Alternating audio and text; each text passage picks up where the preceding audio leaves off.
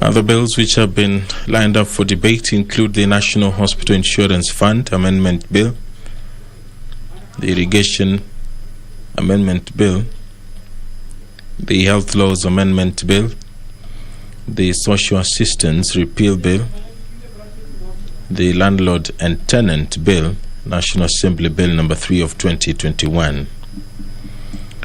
This afternoon, there are a number of members who will be asking some questions, and the member for Loima, Honorable Jeremiah Lomurukai, will ask the Cabinet Secretary for devolution and the ASAL to explain the plans the ministry had put in place to ensure that there is constant and sufficient stock of food and relief items for purposes of emergencies such as drought, famine, and other calamities in the country, particularly in Turkana County.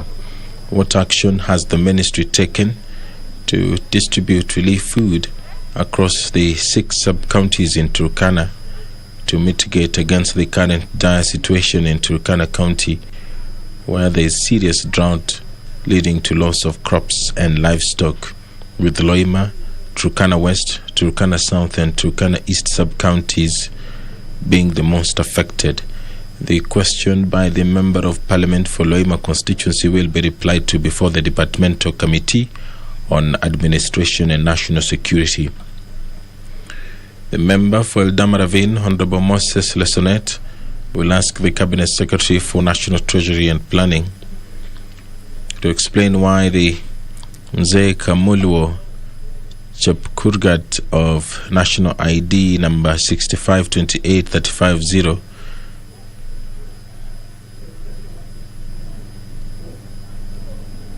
from his 1983 until retirement on 28th of February 1990 is yet to be paid his NSSF pension to date, even after his request was sent to NSSF.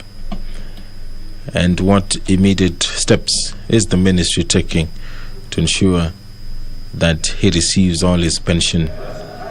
If you're just joining us, the business of the National Assembly is about to commence, and now I will hand you over for this live broadcast. The broadcast is brought to you by the Parliamentary Broadcasting Unit in conjunction with the Kenya Broadcasting Corporation. My name is Edward Kabasa. On your screen now is the Speaker of the National Assembly, Honorable Justin Muturi. Enjoy your viewing.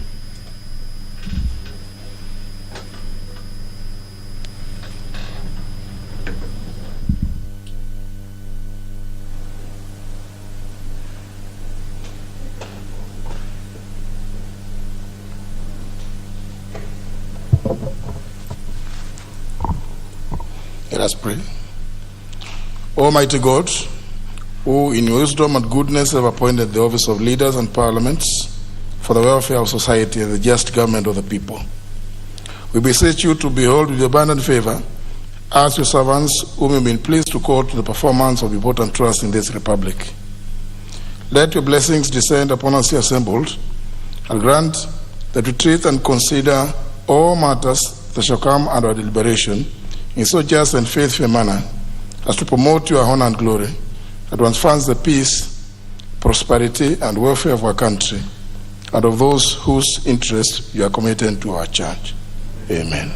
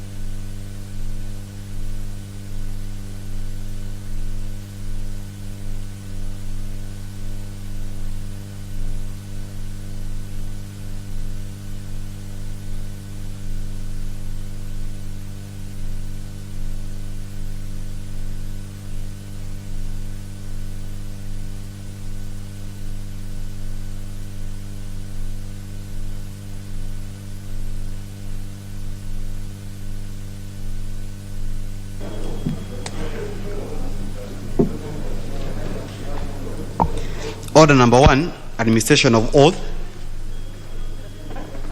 Order number 2, communication from the chair.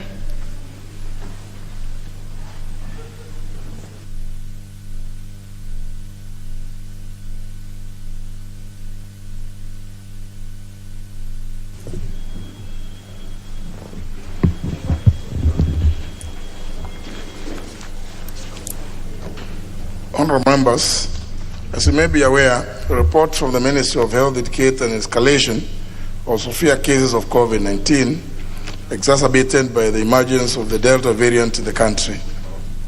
In this regard, I wish to remind you all to strictly adhere to the guidelines that are already in place as we continue to enhance measures to protect ourselves and our families from the effects of the pandemic. Members, to prevent transmission of the disease within the precincts of Parliament, I wish to remind you all and parliamentary staff that 1, the sitting capacity in the National Assembly chamber remains 112 members, and occupancy is on a first-come, first-admitted basis, save for the few reserved seats. 2, all persons in Parliament, including honourable members, should wear the face masks at all times, even when they are speaking in the plenary chamber and committee meetings. And 3, the catering department is directed to ensure that no unauthorized person or persons is or are admitted in the members' dining areas and other lodges, and that no more than 2 members occupy one table in the dining area. Members, the Sergeant at Arms Department is directed to enforce wearing of face masks at all times, hand washing or use of hand sanitizers, and observance of strict social distancing, amongst other measures within the precincts of Parliament, as well as ensuring adherence to all protocols by the Ministry of Health on the prevention of transmission of this deadly pandemic. Lastly, I direct the Clerk of the National Assembly to continue making arrangements for members of Parliament and staff to undergo voluntary COVID-19 testing and complete vaccination processes in a phased manner, and the House is accordingly guided on our members. Thank you.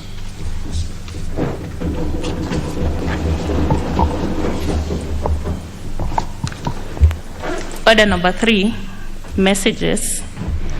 Order number 4, petitions. The member for Garsen, the Honorable Adli Wario.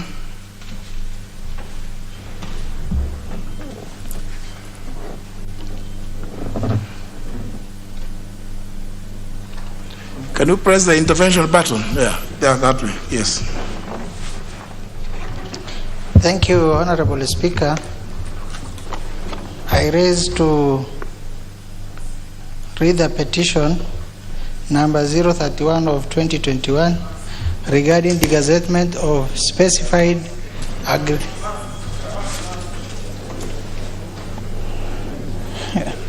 regarding the gazettement of a specified agricultural development corporation land in Garseni constituency. I, the undersigned, on behalf of residents of Garseni constituency in Tana River County, draw the attention of the House to the following.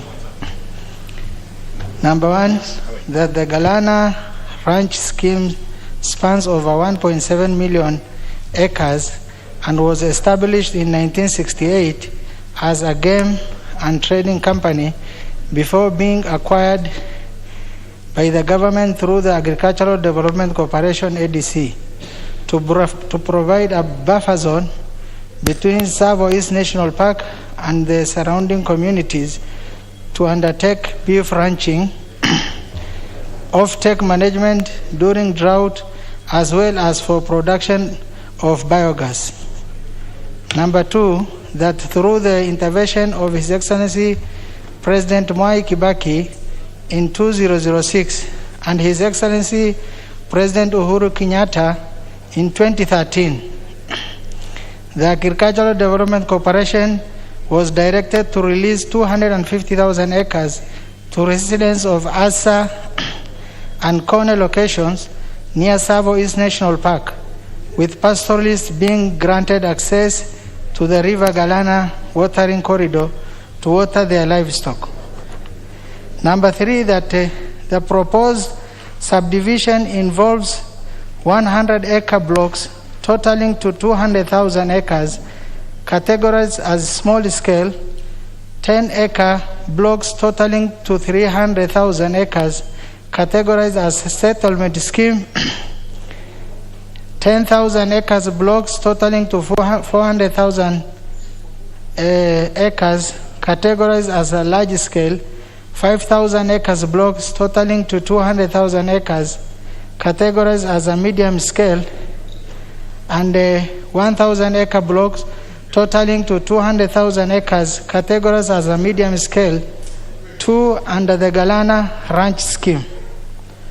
Number 4, that the proposed subdivision will adversely affect the entire community, which primarily depends on the land to graze the large number of livestock. That includes herds of cattle, sheep, goats, and camels, thereby creating potential for protracted conflict in future due to inadequate size of grazing land, particularly in view of the fact that the land in question is currently occupied by the community, with the ADC occupying less than 10% of the acreage.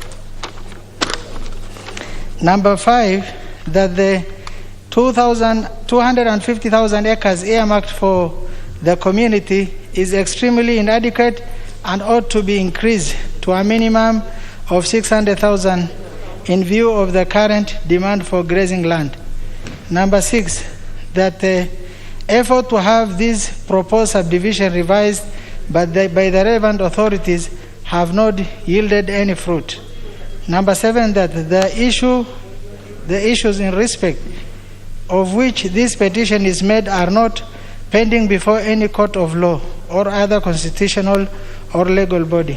Therefore, your humble petitioners pray that the National Assembly, through the Departmental Committee of Lands, intervenes to facilitate timely degazettement of the said land to convert it to community land for grazing and related communal use by the residents of Asa and Kone location of Garseni constituency, as well as the degazettement of River Galana watering corridor on both sides of the Savo National Park and the ADC land.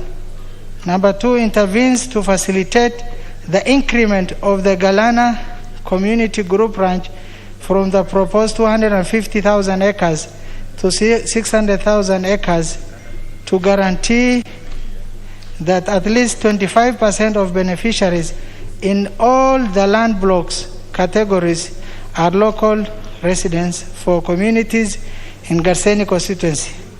And number 3, makes further orders deemed fit in the circumstances of the petition. And your petitioners will ever pray. Thank you, Mr. Speaker.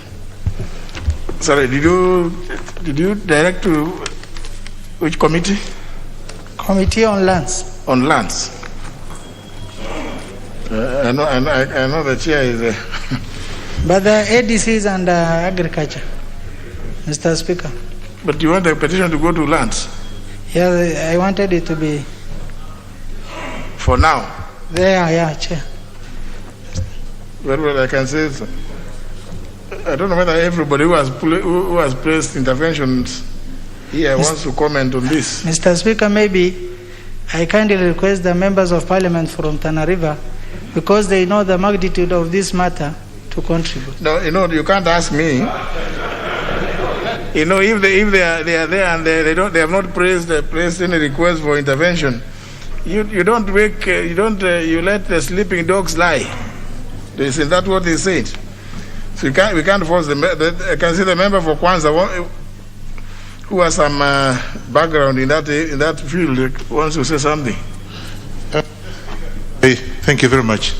The Speaker, I'm in the Committee of Agriculture, and the Galana Kulalu actually is in the Committee of Agriculture. But I think it is misplaced to go to the Minister of Land when actually whatever he's talking about is talking about development of Galana Kulalu. So I think he should direct it to go to the Committee of Agriculture, where I'm a member, I've even visited Honorable Wanyonyi, the member is praying for degazettement. Degazettement is not a function of agriculture, is it? Yeah, but whatever is talking, the speaker is talking about things to do with agriculture. Yeah, but initially, before it can be degazetted, before it can go to agriculture, before it can go to farm, it has to be degazetted. But the member desires that be handled by the Departmental Committee on Lands. Is it comment on the petition? Honorable Mutua Barasa. Thank you, Mr. Speaker. I want to support this petition. It's very important, and I hope that the government is going to prioritize resolving of issues that affect the Mwananchi directly, Honorable Speaker. This is a matter that even as we speak here, the relevant government authorities should be able to pick it up so that it would not allow the citizens to continue suffering again. Honorable Speaker, thank you, and I support this petition. Member for Moya. Thank you, Honorable Speaker. Honorable Speaker, I think the issue of the management of public land and community land, as it may, needs to be looked at by the government, Mr. Speaker. I say this because, number one, I'm not sure we have a complete system or database where one can go and search for public lands, say in my constituency. Lack of that, Honorable Speaker, has caused anxiety, and people continue to practice grabbing that was in the past. I have a case, Honorable Speaker, in Mwea, in a place called... Now, you see, this is the problem. Comments, clarifications on this specific petition. It's similar. If we allow that, then it will become now... Maybe the member had a point when he talked about his colleagues from Tana River County, but because they don't know how to use the gadgets, I think, because they are from Tana River, they haven't requested. Thank you, Honorable Speaker. We'll try to look for them. I suspect some of those ones raising up their hands are from there, but it is not done that way. Don't raise hands. Okay. Thank you, Honorable Speaker. I think the issue is on management of public land and community land that needs to be looked at more seriously than probably it is currently, because it's an issue out there that the government needs to concentrate on and come up with a database that one can get into and know the size and description of public land in this country. Thank you. Member for Lamu. Asante Bwana Spika, mimi nami naunga mkono ombi la Mheshimiwa Wario. Ili tatizo linafaa lisuluhishwe, maana likisuluhishwa hata sisi watu wa Lamu tutafaidi. Asante Bwana Spika. Member for Ugunja. Mr. Speaker, this is indeed a very important petition, and I just pray that the Committee on Lands, under the chairmanship of my friend Honorable Nyamai, would expedite their action on this matter, so that the people of Tana River, especially the constituents of my good friend Honorable Rio, get justice. The issue of land, as has been pointed out, remains very controversial, and it was the expectation of Kenyans that with the promulgation of the 2010 Constitution and with the creation of a whole commission in charge of this issue of land, such matters would be addressed with finality. Yes, I hope this committee will deal with this matter very expeditiously. Thank you, Mr. Speaker. Yeah. Member for Saku. Thank you very much, Honorable Speaker. Honorable Speaker, I support this petition. Initially, Galana Kulalu was set aside for agriculture. It is also the most productive land in the constituency of Garsen. But over the years, nothing has happened on that land. The land is left fallow, the community is not using. It is the high time this land reverts back to the community. And I believe Honorable Member is saying, degazette it. Indeed, it should have been done long time ago, when the land became not usable for agriculture. I thank you, Honorable Speaker. For Kiminini.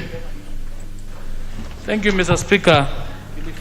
Mr. Speaker, land is a factor of production, and I do support the petition, Mr. Speaker, that if the land is not utilized, the land, Mr. Speaker, should be degazetted. And as the land is being degazetted, Mr. Speaker, we know very well that this land is under the ADC, and the ADC is under the Ministry of Agriculture. So, Mr. Speaker, when you look at this particular petition, it will actually involve both the Ministry of Agriculture and the Ministry of Lands. And as we move forward, Mr. Speaker, ADC owns a lot of land countrywide, even in Trans Nzoia, but some of the land is fallow. We had also done a petition, Mr. Speaker, from Trans Nzoia that part of the ADC land should be degazetted to form a university. Up to now, it's never been done. So as the Committee of Lands look into this matter, they try to expedite because there are so many petitions under the committee. So I'm humbly requesting Honorable Nyamaya, as you look into this, please also don't forget the Trans Nzoia issue on the ADC land to be given a university. I thank you, Mr. Speaker. Nominee 001. Thank you very much, Honorable Speaker. And Honorable Speaker, as Honorable Chris has said, is that land is a factor of production. And when the land is held in the government custody, but it does not produce, Honorable Speaker, then it's a loss to this country. It is a loss for all of us. If then the agriculture and the irrigation that had failed, then it is just common sense for the government to degazette that parcel of land, revert it to the people of Tana River, so that they can use it as a factor of production, so that we can have food security, Honorable Speaker. There are pastoralists, Honorable Speaker. They should be, the land should be degazetted, and the Honorable Chair for that committee is here. She should actually look into all the land that is laying idle in the hands of ADC, Honorable Speaker, and degazette all of them so that we can use them to produce food, Honorable Speaker, because we have acute shortage of food in this country. Thank you, Honorable Speaker. Member for Mvita. Mr. Speaker, something that might be correlated. On the 23rd report of the Public Investment Committee, we had tabled something in regards to the National Irrigation Board. And Mr. Speaker, I did provide a disclaimer. There was the issue of Galana Kulalu that we were going to table as a special report on its own because of how detailed it is. And maybe with your indulgence and your guidance, Mr. Speaker, because we don't want equally to come up with something else, because the NIB, who took part of that land from ADC as well for purposes of this project, have indicated otherwise. But I do agree, I sympathize with the Honourable Member who raised this particular petition. But with your permission, Mr. Speaker, if you could also allow him to be able to share it with us, and maybe when we're looking into it, we look into it holistically.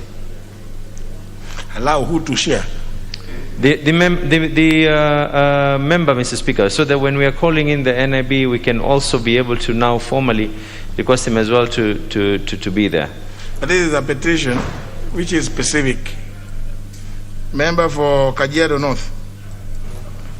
Thank you, Speaker. I want to see things differently. Mr. Speaker, why these pieces of land were gazetted those times, our forefathers had a foresight on how they can be used. There are so many petitions and urge to gazette lands in Kenya. Like in other places, you will find that that was set aside for veterinary purposes. People want to gazette and share. So it should be used for the purpose that was done. I know there are so many lands that have been gazetted and people are agitating for that. If we see the bigger picture of the country, I think we should not degazette what was gazetted for that particular purpose, unless that purpose is no longer viable with us. If it is not viable now, our future generation will see it used, the better use for that particular land for all Kenyans, not one particular community. I oppose. Member for Kilifi North. Thank you very much, Mr. Speaker. The Galana Kulalu, if left the way it is, will be another big land problem in this country, like we've had, especially in the coast. We've had so many problems of land in the coast. Now, The Galana Kulalu, if we don't solve it now, we'll have another problem. The petition by Honorable Wario is that Galana Kulalu should be degazetted. And they have one very valid reason. Government mandaries are actually subdividing the land and giving it to themselves without consent of Parliament as required by law. That is what is happening. There are people, secondly, there are people who have occupied that land even before ADC came. And these people are living in that land as squatters. One way of solving the problem of squatter is to degazette the land so that the people who are there get the land, because ADC is not using the land. The land that is for the farm, the big farm that the government has wanted, the 1 million, is there. And even that one, the chairman of ADC himself said 300,000 acres of the land has been taken by people. That's what the chairman said. And yet this land has not been degazetted. And yet the squatters who are there living currently cannot have access of that land. Why don't we follow this petition, degazette the land, allow the squatters to get titles to it, and then whoever wants to give to whoever can give.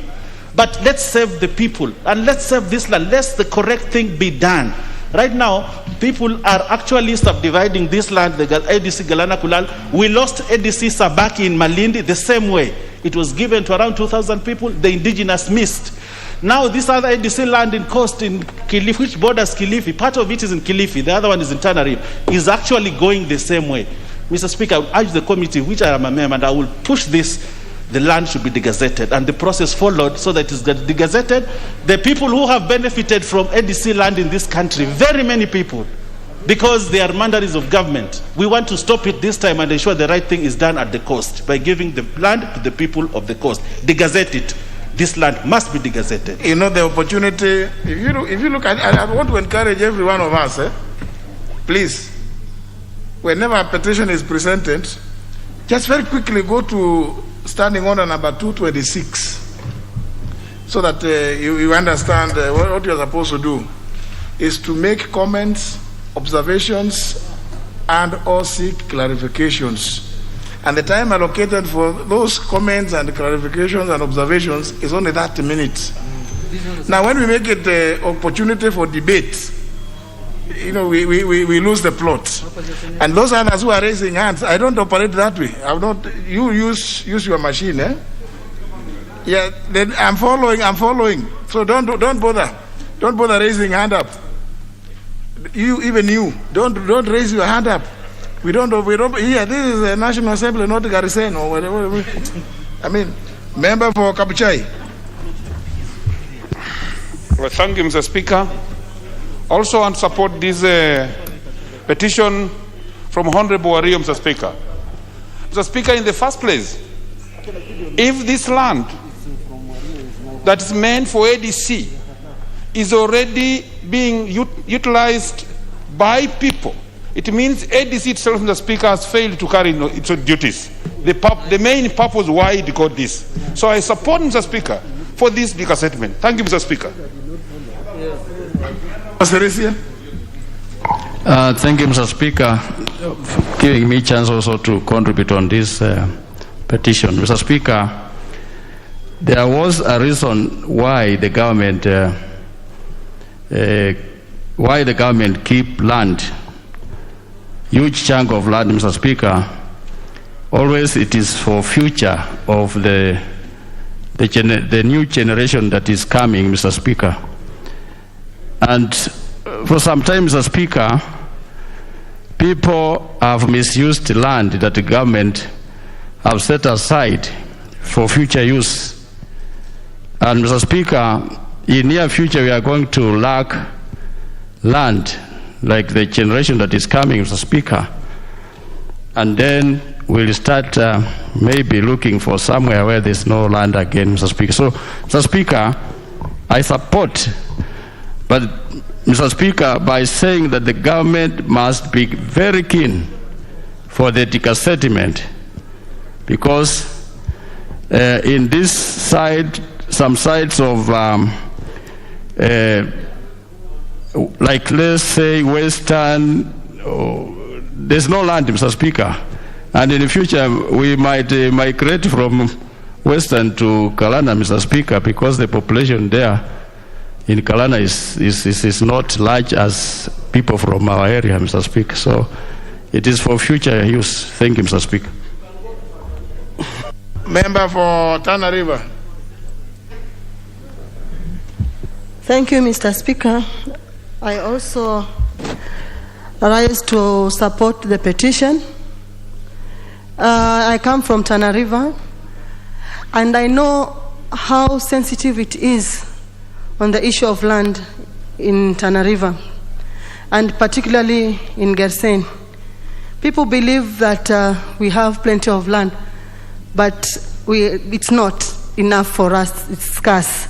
And being that the purpose that was set for that land it's not what we are seeing, then I also support that the land should be degazetted, because people are being transported from other areas to that place, and the land is being subdivided to those people. Thank you, Mr. Speaker. I support the petition. Member for Migori. Thank you, Mr. Speaker. I rise to support this petition.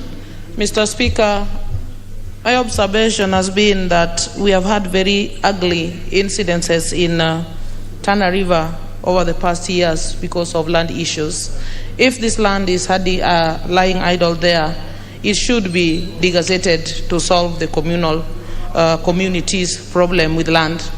It is unfair that we should have land that should serve the people, and it is not serving the people in the proper manner. So let it be gazetted and allocated to people procedurally. I thank you, Mr. Speaker.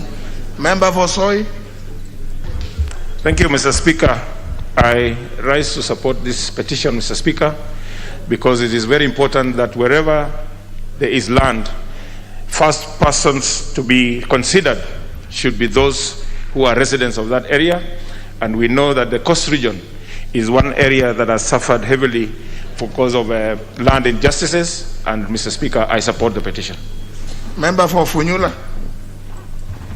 Thank you, Honorable Speaker. It's also important that such a matter has been brought to the attention of the nation, because issues of land are very emotive. Honorable Speaker, the Constitution, the National Land Commission Act, has got very specific timelines and mechanisms of addressing the matter at hand.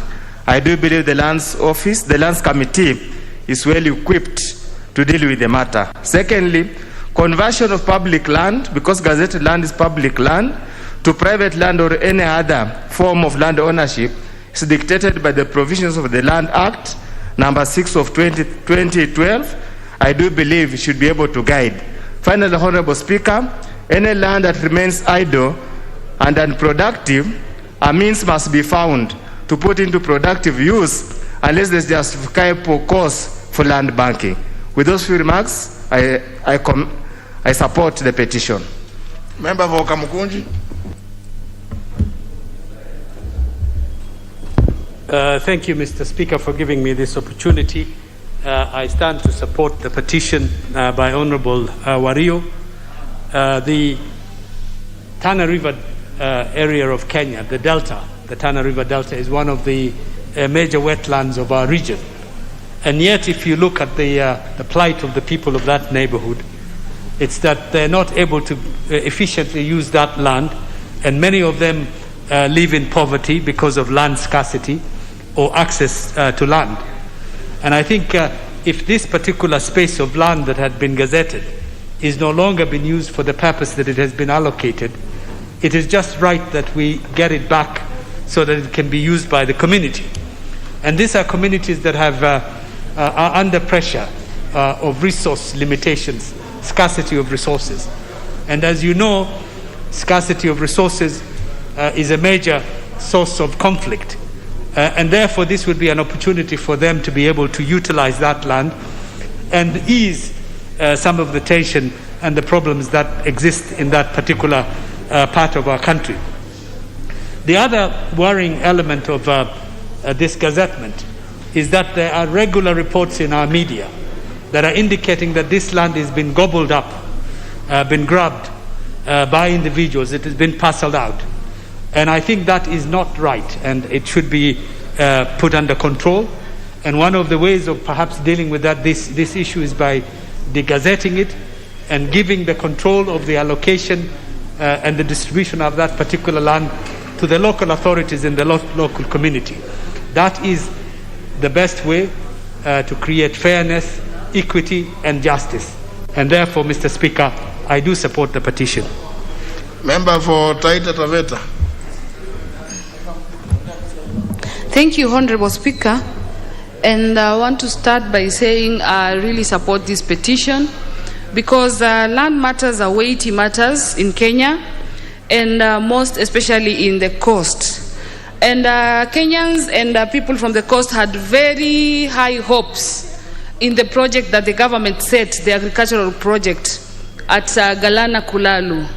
And Mr. Speaker, if the project is not there and it is not, the land is no longer serving the purpose, then I support the degazettement of that land. Thank you for the opportunity. Member for Kangundo. Thank you, Honorable Speaker, for giving me the opportunity to comment on this petition. Honorable Speaker, land management and administration in this country is very poorly taken by the Ministry of Lands. You see the activity done within the ministry, they are very peculiar. Not only the issue of Tana River, there are also other cases within the judiciary of this country, people are very crying. If we take, for example, in Jos Kakamulu, KBC, people came with even the mother titles. You know, when the land, the mother title has been segmented, it's taken to archives. People are sneaking to archive, they are coming with the mother titles and start to divide the people's lands again. Honorable Speaker, if you go to Drumville, again, people are crying. You already have your 5 acres, somebody's coming with the title of 1,000 acres. So it is the high time we need to arrest the people in the Ministry of Lands. If we move to arrest these people, they will respect their work. If you go to my Kangundo constituency right now, we cannot build a court. Somebody already using the land. We have been telling the Minister of Land to issue the title deed to be able to build the court, to be able to build the police, but still the officers managing the land, they don't care. So our Kenyans are crying because they are losing the value of land because of poor management by Minister of Lands, and I like to support the petition and say that we need to move faster to arrest the officers, the Minister of Lands, so that they take their work serious. Thank you very much. I don't know whether the chair wants to comment or the chair will deal with the matter, maybe because I can say you have an intervention. Yes, thank you very much, Honorable Speaker, for giving me a chance to make a comment on this petition. Honorable Speaker, first of all, I agree with the other honorable members who have spoken that this is a very important petition that needs to be handled. Mr. Speaker, I would like to seek your guidance. Another petition by the same Honorable Wario is alive before the Departmental Committee on Lands. We have already met actually all stakeholders, the petitioners, 2 times. About 2 weeks ago, they attended the committee to give more information on the same matter. We have met the Ministry of Lands and Physical Planning, the National Land Commission, ADC, and last week, Honorable Speaker, we were able to speak to the PS as a stakeholder. And when I listened to the Honorable Wario, I understand the heat on the ground concerning this matter. But I realize that what he's asking for is exactly what this committee is likely to recommend.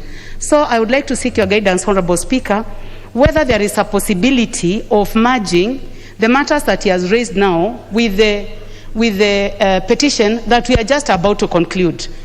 When we engaged him last time with the petitioners, we informed him that the only matter that this committee could not deal with was the issue of access to water points and insecurity, because this lies in a different committee. So I would like to seek guidance whether there is a possibility of merging the issues that he has raised right now together with the existing petition. Because currently, Honorable Speaker, we are at the tail end of a petition that is more or less the same. And I believe that our time is really so much valuable, and the honorable members of Lands who are here can bear me witness that we have many petitions on our desk, about 5 pending now. and 3, Honorable Speaker, that I'm going to table reports today. So if you can guide us on whether there is a possibility of merging the matters that he has raised with what we already have on our desk. Thank you, Honorable Speaker. Well, I'm aware that indeed there was a similar a petition, more or less similar, but may not have been taking the same, but it touches the same area.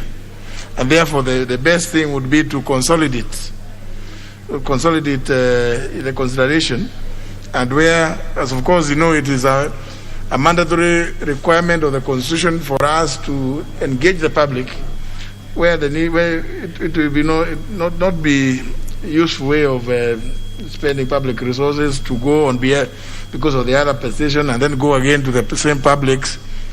I think it would be good to consolidate, Honorable Nyamai. Please, your committee is allowed to proceed. Thank you, members. We move to the next order.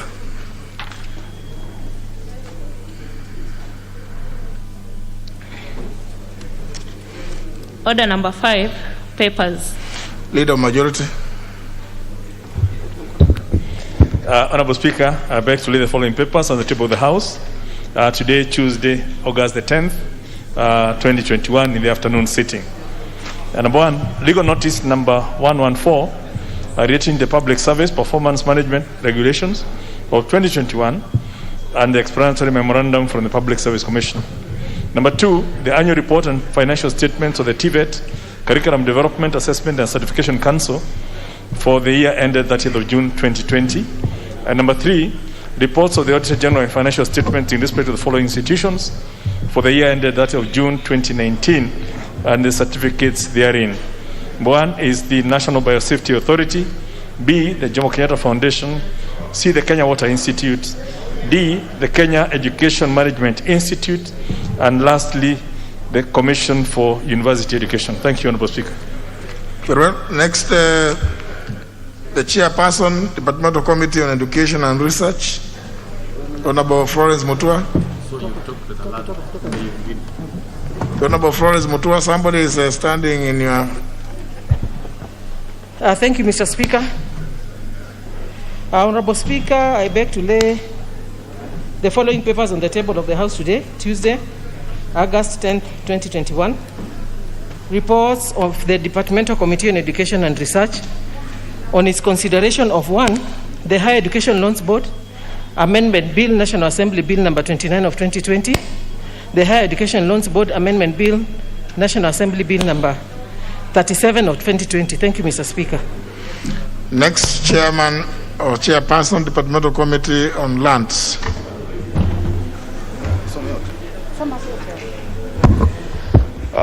Thank you, Mr. Speaker, sir. Very well, the Vice Chair, yes.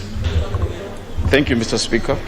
I would like to table a report of the Departmental Committee on Lands on its consideration of number 1, public petition by residents of Tetu sub-county regarding resettlement of squatters of Tucha, Kiandangoro Forest on Solio Ranch Village. Number 2, public petition by residents of Dindiri Makata and Kaole Village in Chasimba Ward, Kilifi South constituency regarding disposition of land belonging to residents of Dindiri and Kaole Village. And the last one, Mr. Speaker, number 3 is public petition by residents of Chidondo, Junju Mrima, Mind and Bodio Village of Kilifi South constituency regarding resettlement of the residents. Thank you, Mr. Speaker. Very well. Next order. Order number 6, notices of motion. Honorable Abdul Samad.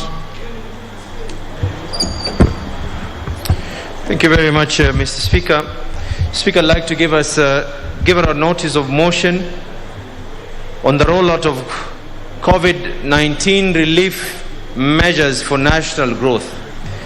Mr. Speaker, they're aware that the COVID-19 pandemic continues to devastate the Kenyan economy, as exemplified by its staggering effects on economic growth that have led to massive losses of jobs and unprecedented layoffs, an underperforming financial market, distortion of monetary and fiscal policies, instability of the Kenyan shilling, fluctuating global trade, and general strain on medical facilities countrywide. Concerned, Mr. Speaker, that reports from the Kenya National Bureau of Statistics reveal a substantial decline in the number of employed Kenyans as well as reduced employment opportunities. Equally, Mr. Speaker, deeply concerned that the frequent lockdowns instituted by the executives with the objective of countering the spread of the pandemic are a key cause of the underperforming economy despite the noble intention behind their implementation.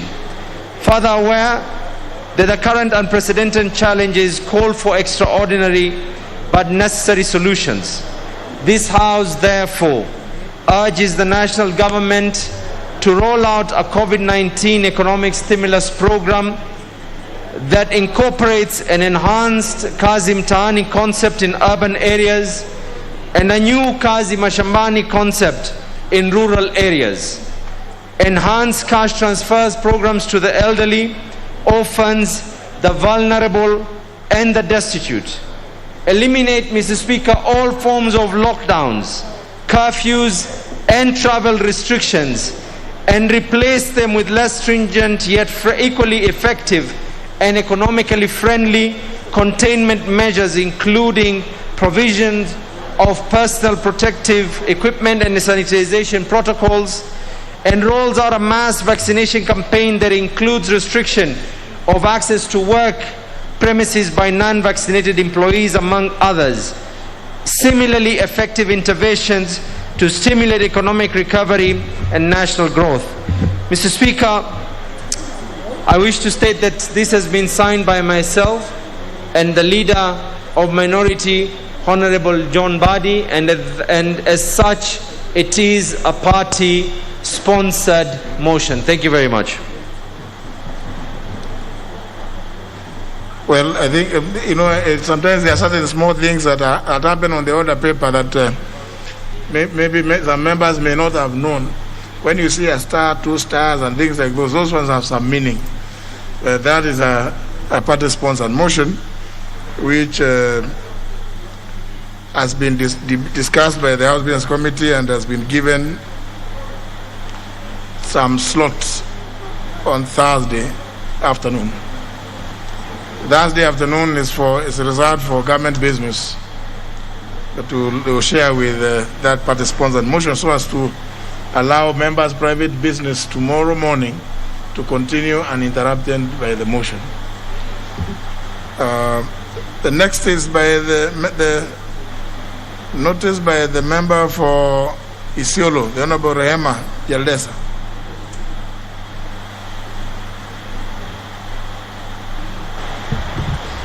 Thank you, Mr. Speaker.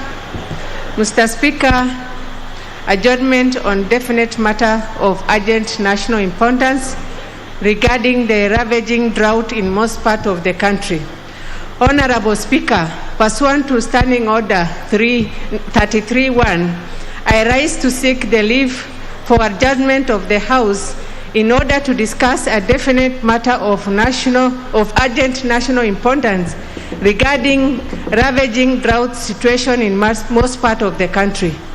Honorable Speaker, the performance of both 2020 short rains and the 2021 long rains was poor across the country, resulting into a severe drought among the arid and semi-arid counties of Turkana, Kilifi, Mandera, Garissa, Wajir, Kwale, Marsabit, Kitui, Baringo, Tharaka Nithi, Embu,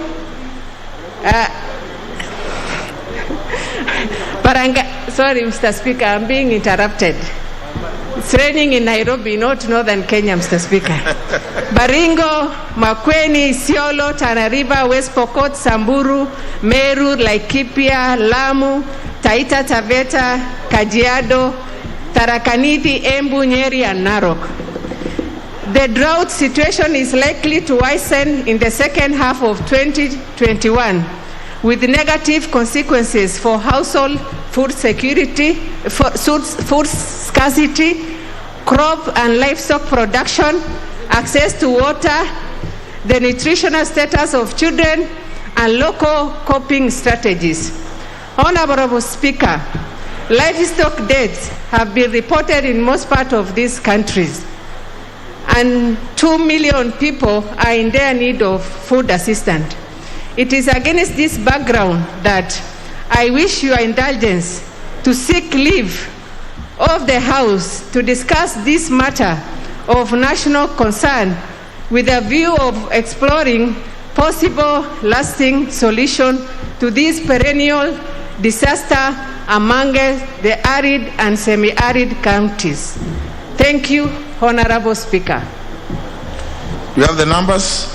Yes.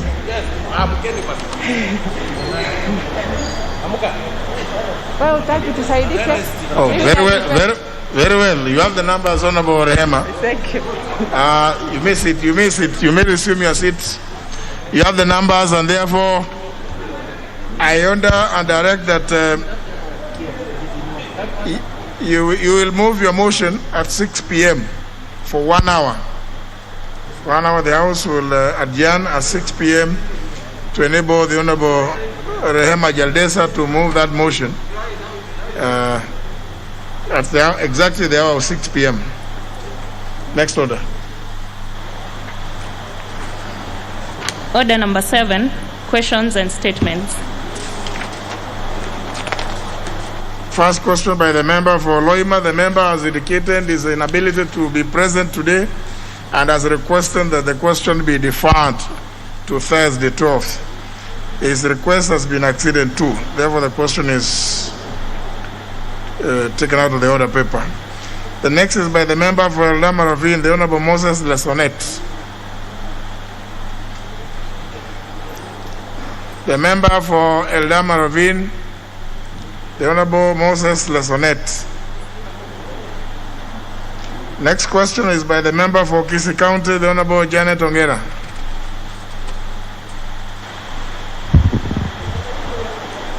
Thank you, Mr. Speaker. I raise understanding order number 42A5 to ask the Cabinet Secretary for Interior and Coordination of National Government the following, Mr. Speaker. Could the Cabinet Secretary provide a list of all reported cases on gender-based violence, rape, and murder affecting children and women in Kisii County from July 2018 to date? 2, could the Cabinet Secretary also provide details on the status of investigations into the said cases in Kisii County and indicate whether any arrests have been made and suspects charged, and explain the steps the ministry is taking to ensure that the rampant cases of gender-based violence, rape, and murder in Kisii County are put to an end? Number 3, Mr. Speaker, what measures is the ministry putting in place to ensure that affected families are duly compensated for the pain and suffering as well as loss of lives of their loved ones? Number 4, on what basis does the government through the chiefs compel victims to settle cases of gender-based violence out of court and mostly by way of kangaroo courts, despite there being a well-defined legal process on gender-based violence? Thank you, Mr. Speaker.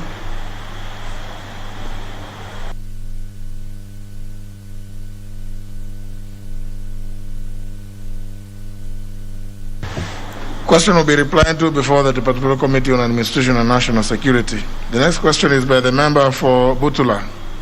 Honorable Onyula. Thank you, Mr. Speaker, for this opportunity.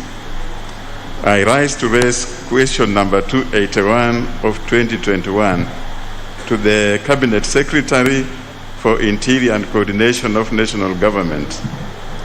Could the Cabinet Secretary explain why the construction of Butula Sub-County headquarters, which commenced in 2015, has stalled in spite of about 16.85 million shillings having been disbursed and utilized on the project, being 55% of the project budget?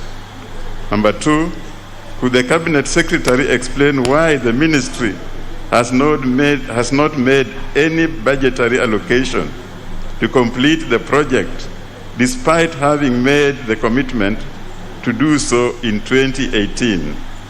Number 3, could the Cabinet Secretary provide a reasonable timeline within which the ministry intends to complete the project, given the 5-year delay, so as to enhance service delivery at the sub-country headquarters? Thank you, Mr. Speaker. Question will be replied to before the Committee on Administration and National Security. A question by the member for Soy. Thank you, Mr. Speaker. I rise to ask question number 282 of 2021. Could the Independent and Boundaries Commission, IEBC, outline measures it has put in place to ensure that Kenyans in the diaspora register as voters? That's Roman 1. Roman 2, Mr. Speaker. Could the Commission provide guidelines and other measures, if any, that have been put in place to facilitate voting by Kenyans living in the diaspora, particularly those in the United States of America, during the next general elections? Thank you, Mr. Speaker.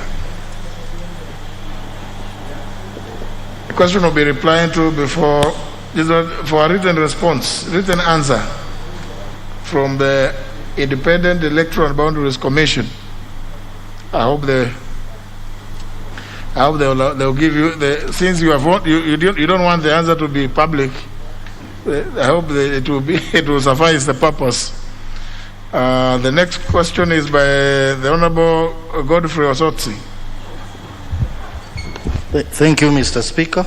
Mr. Speaker, I wish to ask question number 290 of 2021, directed to the Cabinet Secretary for Education. And it reads, 1.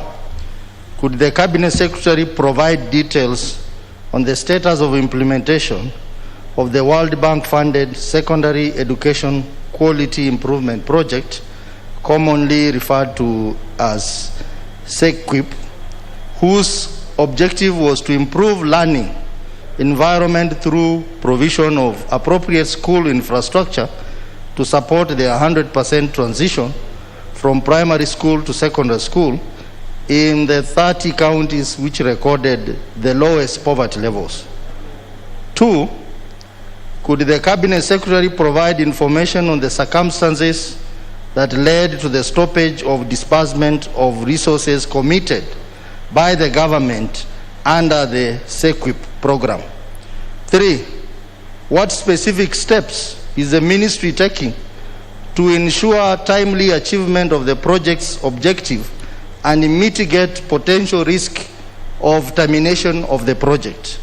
4, could the Cabinet Secretary explain when the ministry expects to finalize and execute the contract for the project known as MOE/SEQIP/NCB/14/2019-2020, noting that 26 contractors who participated in the bids have performance boards amounting to Kenya shilling 598.705 million, which shall expire soon, occasioning massive losses in terms of interest and advanced procurement of building materials. And lastly, what urgent steps is the Cabinet Secretary taking to ensure that the necessary processes under the project are finalized, noting that under the procurement law, about 26 contractors have valid contracts? Thank you, Mr. Speaker. Question will be replied before the Departmental Committee on Education and Research. Last question is by the member for Dagoretti North, Honorable Simba Arati. Thank you, Mr. Speaker. I raise, Mr. Speaker, to ask question 291 of 2021, the Cabinet Secretary for Environment and Forestry. Roman 1, Mr. Speaker, could the Cabinet Secretary explain the measures put in place to deal with environmental pollution as a result of motor vehicles exhaust emission in the country, particularly in urban areas? Roman 2, could the Cabinet Secretary outline the measures put in place to address both environmental and personal health concerns occasioned by motor vehicle emissions. Roman 3, could the Cabinet Secretary also explain what measures the Ministry has put in place to address the release of toxic effluent along major rivers in the country? Thank you, Mr. Speaker. Question will be replied to before the Committee on Environment and Natural Resources.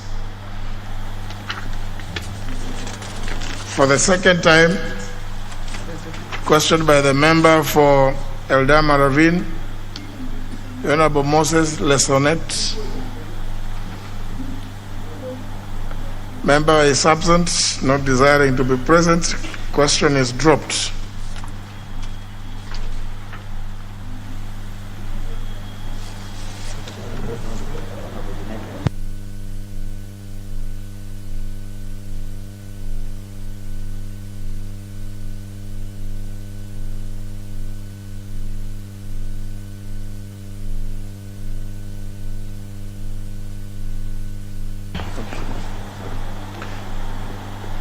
Honorable Junet. Thank you, Mr. Speaker. Mr. Speaker, I rise under Standing Order 210 on Committee on Delegated Legislation, Mr. Speaker. Mr. Speaker, the standing orders are very clear, and I saw yesterday the chairman of the IEBC Commission talking about the issue of the campaign financing, Mr. Speaker. Mr. Speaker, this matter now is before the Committee on Delegated Legislation. Understanding order, Mr. Speaker, it says, in accordance with provisions of the Constitution, the act pursuant to which it is made or other relevant written law, if you go to I, Mr. Speaker, says, appears to make some unusual or unexpected use of the powers conferred by the Constitution or the act pursuant to which it is made, or appears to have had an unjustifiable delay, Mr. Speaker, delay, and in its publication or laying before Parliament, Mr. Speaker. Mr. Speaker, IEBC has been in existence now for the last many years that I can remember. Mr. Speaker, the Campaign Finance Act is very clear that the regulations on campaign financing should be brought to Parliament 12 months before the general election, Mr. Speaker. Mr. Speaker, they say delay is the enemy of progress. IEBC, Mr. Speaker, was aware that the next general election is going to be held on 9th of August 2022, Mr. Speaker. IEBC knew the campaigns for the next general election will require financing also, Mr. Speaker. IEBC knew that they are required by law to present draft regulations to this House, Mr. Speaker, on financing of campaigns for approval before they take effect, Mr. Speaker.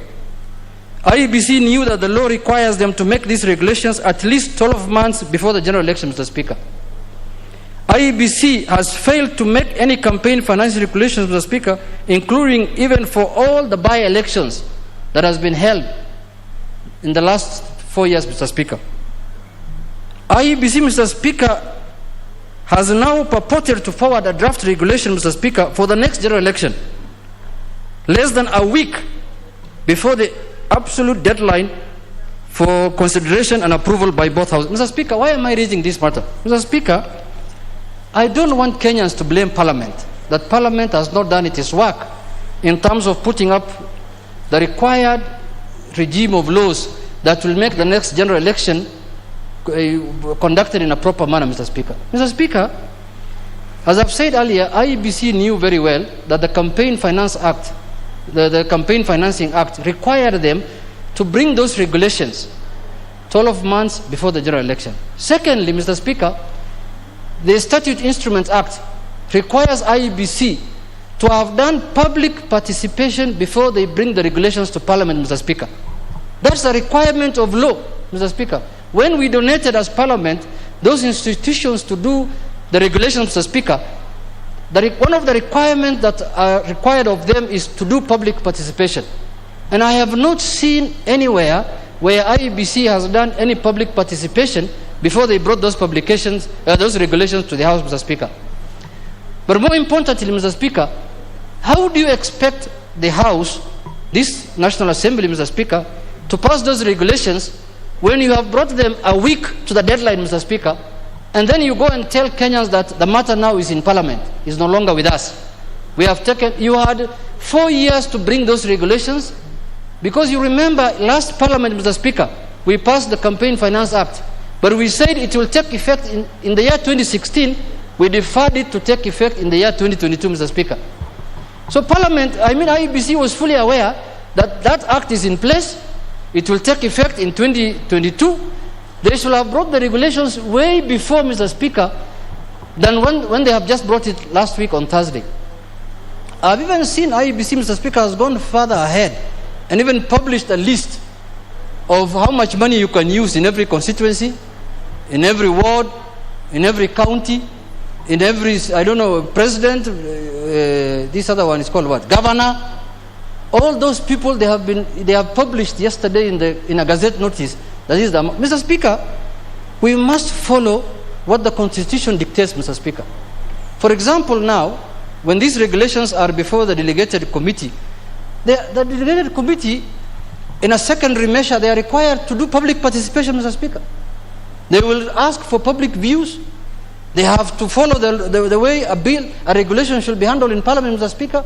That will take us into the 12 months that the law has prescribed, that those regulations must be in place, Mr. Speaker. So, Mr. Speaker, I want to seek your indulgence under Standing Order number 210. First, whether IEBC in order to ambush Parliament at the last hour, Mr. Speaker, the last 11th hour, that we have brought a regulation, Mr. Speaker.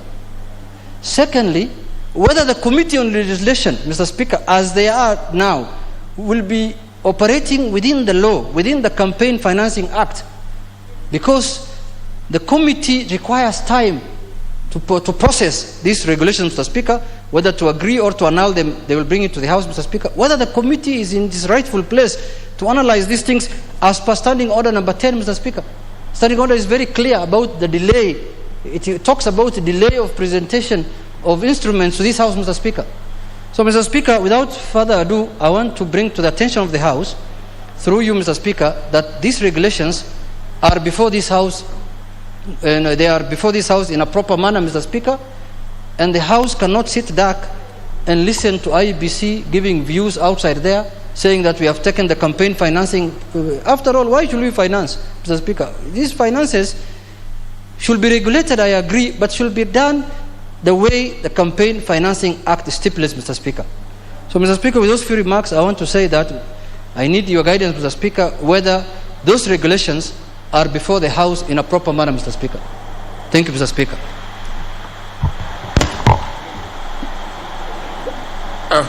It looks like somebody may have touched some raw nerve. The Honorable John Bandy.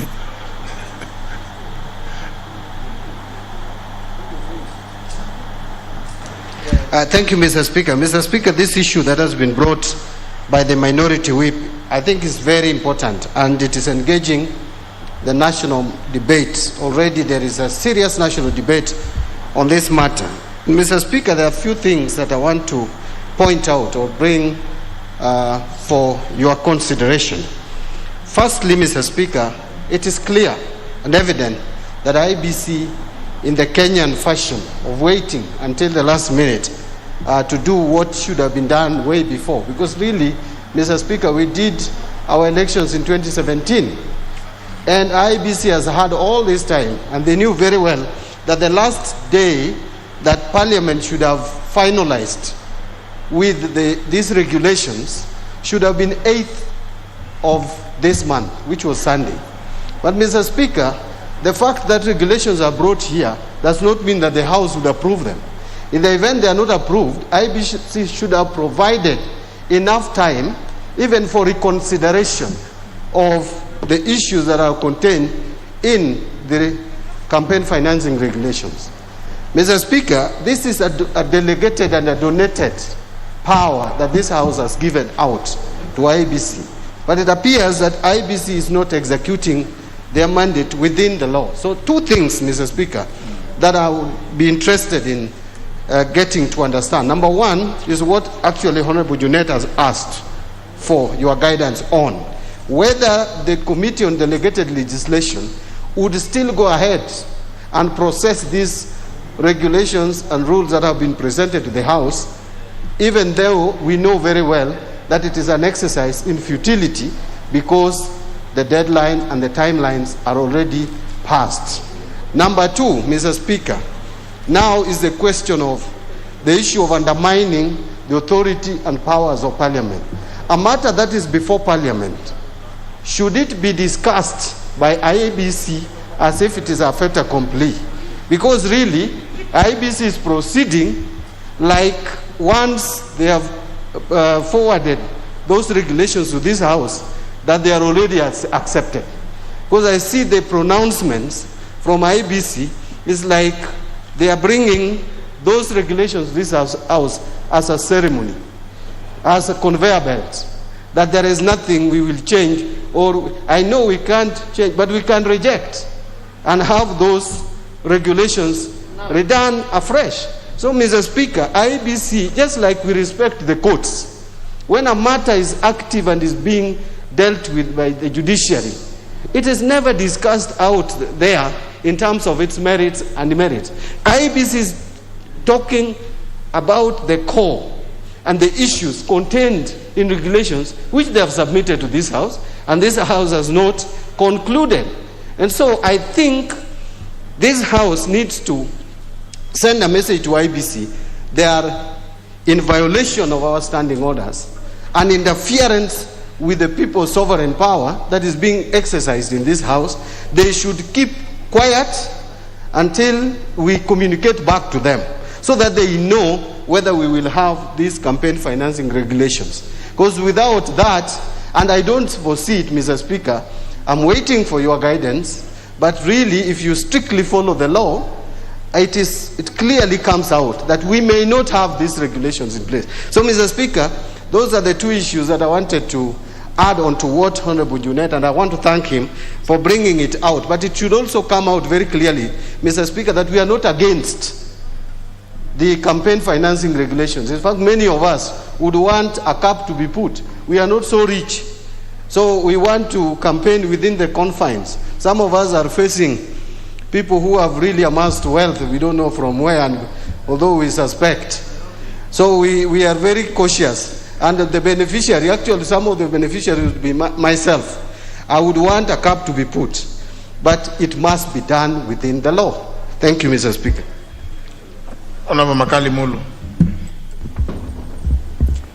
Yeah, thank you, Honorable Speaker. Honorable Speaker, I must thank Honorable Junet for raising this matter under Standing Order 2010, Honorable Speaker. Honorable Speaker, the reason I'm saying that is because yesterday, Honorable Speaker, the Chair IEBC was making a presentation to the media. And when he was making that presentation, Honorable Speaker, things were said which to me have been disappointing, and at the same time, to some extent, undermining Parliament. Honorable Speaker, you know facts are very stubborn. When you are saying the truth, it will always remain the truth. The truth of the matter, Honorable Speaker, is that the regulations were brought to this House, or were tabled in this House, on Thursday last week. Between Thursday last week and today, there is no working day for Parliament. Because Friday, Parliament does not sit. Monday, Parliament does not sit. So the only sitting day is today. And as Honorable Junet has said, Honorable Speaker, these regulations are supposed to be in place a year to the general election. Yesterday was 9th August, and the next general election will be 9th August 2022. Implying, Honorable Speaker, even as we are discussing this regulation before they're even discussed by the committee, the relevant committee, we are already eating to the time required by the Constitution. And Honorable Speaker, that's why to me I think there's a bit of dishonesty. And actually, Honorable Speaker, to me I'm asking myself, if this is what we are experiencing at the level of financing regulations, what are we going to experience in the real election when it comes next year? And that's why we need your guidance, Honorable Speaker. Because, Honorable Speaker, when the chair was making his presentation, he did say that regulations were tabled in this House in 2016. And what they have sent to this House now is a letter requesting Parliament to approve the regulations. But the law is very clear, Honorable Speaker. The reason why regulations were here in 2016 was because there was supposed to be an election in 2017. And Honorable Speaker, there's a record confirming that this House suspended the Election Campaign Financing Act on the same basis. So the fact that that was suspended in 2017, Honorable Speaker, it means between 2017 and to date, we have not been having any regulations as a House. So to me, I was got very surprised when the chair was claiming or purporting to say that he has actually submitted regulations. And Honorable Speaker, I remember even when they were submitted, Honorable Speaker, you even raised the issue of the timing yourself, and you have been quoted in the media on the same. And the question is, Honorable Speaker, I would want, even as you consider what Honorable Junet has requested, to be able to confirm to this House whether the regulations in this House now are reading Financing Regulations 2016 or Financing Regulations 2021. Because I think that will sort out the matter. Because if the regulations are reading Financing Regulations, Campaign Financing Regulations 2021, then Honorable Mr. Chebukati will have no business to talk about 2016 regulations. You'll be misleading Kenyans. And I think the worst thing, Honorable Speaker, is when a person at the level of Mr. Chebukati, who is a respected lawyer, misinforms the country in terms of facts. And to me, I will be looking forward to your guidance in terms of how do we move forward, because I'm even asking myself, if this House spent our time and went through and approved the regulations, and then somebody goes to court and raises issues to do with public participation. And Honorable Speaker, you know we are a lot of umtatas in this country. If somebody goes to court and raises those issues, even if Parliament approved, then there could be a situation, another situation where the court can say they are not applicable. And this is not the first time, Honorable Speaker. The courts in this country have, in the past, nullified acts of Parliament on the basis of lack of public participation. The other issue is, Honorable Speaker, if the regulations were annulled by the House, if we say no to them, and Mr. Chebukati has gone out there and started saying, these are the ceiling for presidential elections, these are the ceiling. So how will we retract that information which has already been sent to Kenyans? Mr. Speaker, I think these are serious issues and we really need your guidance so that we know how to proceed as a House. Thank you, Mr. Speaker. Leader Majority. Thank you, Honorable Speaker. Honorable Speaker, I rise to weigh in on the same. Indeed, the issue here is not whether IEBC have sent the regulations, albeit late, to the House, but in trying to cover up the inefficiencies. Because since the last election that was held in 2018, we are now in 2021. Barring a few by-elections that have been held, basically IEBC have been lying idle. You know, there's very little that has been happening. They couldn't even do the boundaries, they couldn't do other things, yet we are financing them with billions every year. But even on a simple thing, like doing regulations, updating the regulations that were suspended in 2016 with the suspension of the operation of the Act, they could not do it. So the other day they came up with a very elaborate program of what they're going to do. And even within that program, they did not have within themselves their own responsibilities instead of in terms of submitting those campaign financing restrictions. But having woken up to the reality that they need to do something and bringing it to Parliament, what concerns me is that IEBC chairman wants to now share responsibility by saying we have done our job as IEBC. The problem will lie in Parliament. Basically setting the Parliament up for conflict with the electorate. That they've done their bit, but now it's up to Parliament to pass the regulations or not, knowing them they have brought them, basically bringing them to fail. Because I don't even know under what framework the Committee on Delegated Legislation is considering those regulations, because when they come here, they'll be out of time anyway. But I think it's something we need to to send a very clear signal to IEBC and others who are expected to submit some regulations here for ratification by the House, that if they do not bring them in time, they have themselves to blame. And they cannot then go out there and start telling the media that we have sent them to Parliament, and then they'll be saying it's Parliament that has refused because we are stakeholders in this election. It's something we need to send a very strong signal. And on all the other things that have a timeline, if they don't bring them here, let them not then go telling the public that Parliament is one that has failed. You know, in the same discussions, they are out there talking of that they have a budget of 40-point-something billion. Now, when you look at 40 billion budget to conduct an election, I know India is probably an election that takes millions and millions of voters. The US have carried the election. If you look at per capita, per vote, cost per vote in this country, you can tell we are actually being taken for a ride. And it's like you cannot be spending 40 billion every 5 years to conduct an election. Yeah? Something is fundamentally wrong. There's certainly no way you can be spending so much of that money to just determine an election.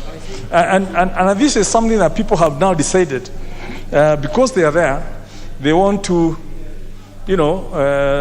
go for the most expensive paper, go for the most expensive layout of things, yet to conduct an election. Given the technology that is in this country, you can even do a poll on WhatsApp. Yeah? How much would it cost you? With the technology that we have in this country, it should not be costing more than 10 billion shillings to conduct an election. But they would want to be telling us that they want to spend 40 billion shillings to conduct an election, basically to start creating a situation for people to start procurement-based, issues that between now and 20, they can start telling people, we have so much money that we have lined up now for ABCD. Let's start looking for tenders and all the other things that go towards the waste, procurement systems. So let IEBC wake up to the reality. They have 1 year to conduct an election. The campaign financing regulations, I doubt if they will see the light of day, because I'm not even sure the what framework our delegated legislation committee is looking at them, because they're already time barred, and IEBC must take full blame for that. And on all the other things, let them come to this house as you advised them, Mr. Speaker. We just finished the budgeting process. I'm not sure whether they actually did in the budgeting for that we just passed last month. 2 months back. Whether they actually came out with those 40 billions to justify why they need so much money. Because, again, these are all part of crybaby tactics of trying to show, unless you give us this money, we are not going to guarantee a free and fair election. And this does not give confidence to the Kenyan people that we have an IEBC that can be relied upon to deliver credible elections. If you cannot deliver regulations on time, in terms of with having had so many years, if you cannot come with a realistic budget, you're basically sending the message out there that IEBC is probably not prepared to conduct free and fair elections for this country, which is something we really need to do. So the chairman, Mr. Chebukati, must now be called upon to account, must be told, be responsible for your own mistakes, for your own delays, and stop blaming Parliament or anybody else for your own failures. If you did not deliver to Parliament in the right time, take full responsibility and let him explain to Kenyans why they did not deliver those regulations, unless, of course, they have people they would want to allow to spend massive amounts, but then try to blame Parliament. There's a reason why the campaign financing bill or act was passed by this Parliament, to limit the amount of money that people spend. apart from shocks to the economy, you also want to know where all this money is coming from. There's a reason.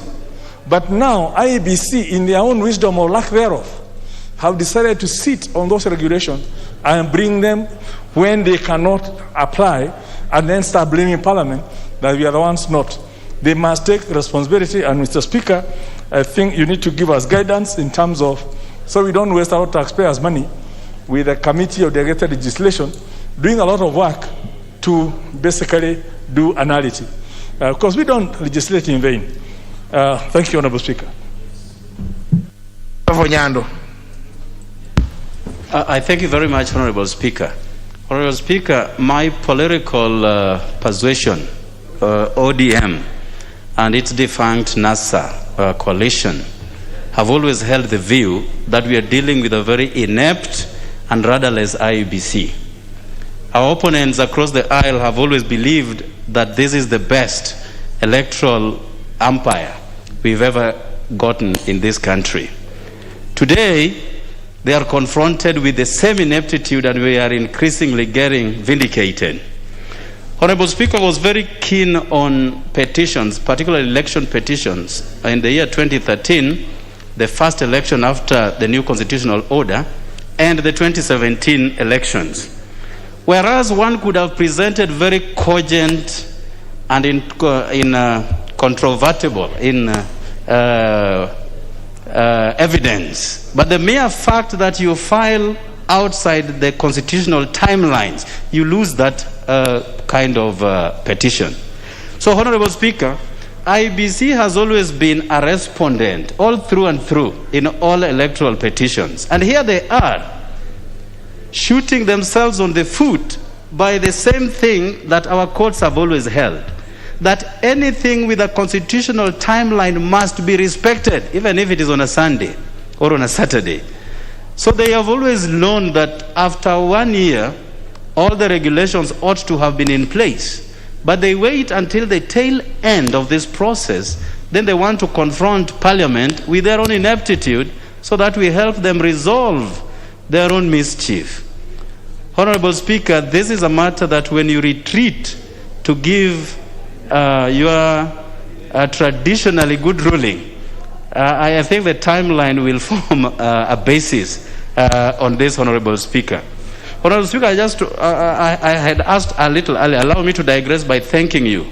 Last week, I did raise a matter here concerning secondary schools. And by today, a circular is already out barring any principal from putting additional levies outside those which are prescribed within the government fee structure. So I wanted to thank you so much for that. And again, I'm told that NGCDF board is now working on a circular allowing us to present our project proposals in good time, courtesy of your intervention, Honourable Speaker. And I wanted to also ask you, Honourable Speaker, now that we are dealing with money matters, that the Committee on Transport, that is also charged with the responsibility of looking at monies from KERA, Kenya Rural Roads Authority, they usually have a very protracted procurement process that take forever for a contractor to be found to do our local roads. That even as we look at CDF component now, let the committee also fast track it with KERA so that we do the procurement process in good time, funding be done in good time, and we go into elections with our roads already taken care of. I thank you, Honourable Speaker. Honourable members, because what some of the issues you are raising here, I have a feeling that we may require a committee to look at them. If you could just comment on this issue so that don't take too much time. Honourable Sankok. Thank you very much, Honourable Speaker. And Honourable Speaker, as we point fingers on IEBC, remember the remaining 5 fingers are pointing at us, because when did we allocate itemized funds to IEBC to enable them to carry out such duties, Honourable Speaker? Honourable Speaker, and when I saw the campaigning financing regulation, I knew automatically, Honourable Speaker, there will be opposers, and the opposers are the usual culprit who do not want to account for public funds, Honourable Speaker. Honorable Speaker, coming from Honorable Junet, he's a very good friend of mine, I respect him very much, Honorable Speaker, but campaign funds, Honorable Speaker, must be published, must be accounted for, Honorable Speaker, including the campaign funds that you, the usual culprit, use pay bill number 991-444 to raise in the purported repeat election, Honorable Speaker, and they boycotted the same election, Honorable Speaker. But they never said, since we had boycotted the election, the funds that were raised will be utilized in this particular manner, Honorable Speaker. So, Honorable Speaker, when they oppose, I know, because, Honorable Speaker, some people are not ready to account for public funds, Honorable Speaker. Honorable Speaker, when it comes to the capping of the campaign funds, Honorable Speaker, it will, first of all, Honorable Speaker, make sure that hustlers in their large numbers will be able there's a point of order by Honorable Junet. Mr. Speaker, I don't know whether the Honorable Member understands what we are discussing here today, Mr. Speaker. Mr. Speaker, we are discussing here regulations presented to the House by IEBC. I know. We are not discussing on how to raise funds, on how to do funds, and such kind of things, and Safaricom and what. Mr. Speaker, the standing order is very clear on relevance, Mr. Speaker. Mr. Speaker, let us be, this is a house of dignity, Mr. Speaker. We cannot reduce it to this level, Mr. Speaker, that the Honorable Member is trying to reduce it. We know what he's asking us. Do they really know what we know? It is, the regulations have a procedure and processes to follow. That's what we are discussing, Honorable Sonko. We're not discussing how we are going to raise funds. But you cannot throw the bath water with the baby. Honorable Speaker, they delayed. Is there a way that we can make sure that, because it's a very important, that is what I'm saying, it's a very important regulation, Honorable Speaker, when you cap the campaign funds, Honorable Speaker. You know, if you don't cap the campaign funds, it means the richer you are, the better the possibility of you being elected. That will lock out so many hustlers who are very good leaders, Honorable Speaker. But because they lack the means, they lack the money, Honorable Speaker, they may not be elected, Honorable Speaker. So, Honorable Speaker, as much as we discuss about them coming in late, Honorable Speaker, you know, already they tabled 1 year before the election, even if it was on Thursday. It was the duty of this House to call for a special sitting. We have called a special sitting on Sunday or on Saturday, Honorable Speaker, because now they had already arrived in time. They arrived, the regulation arrived last week on Thursday.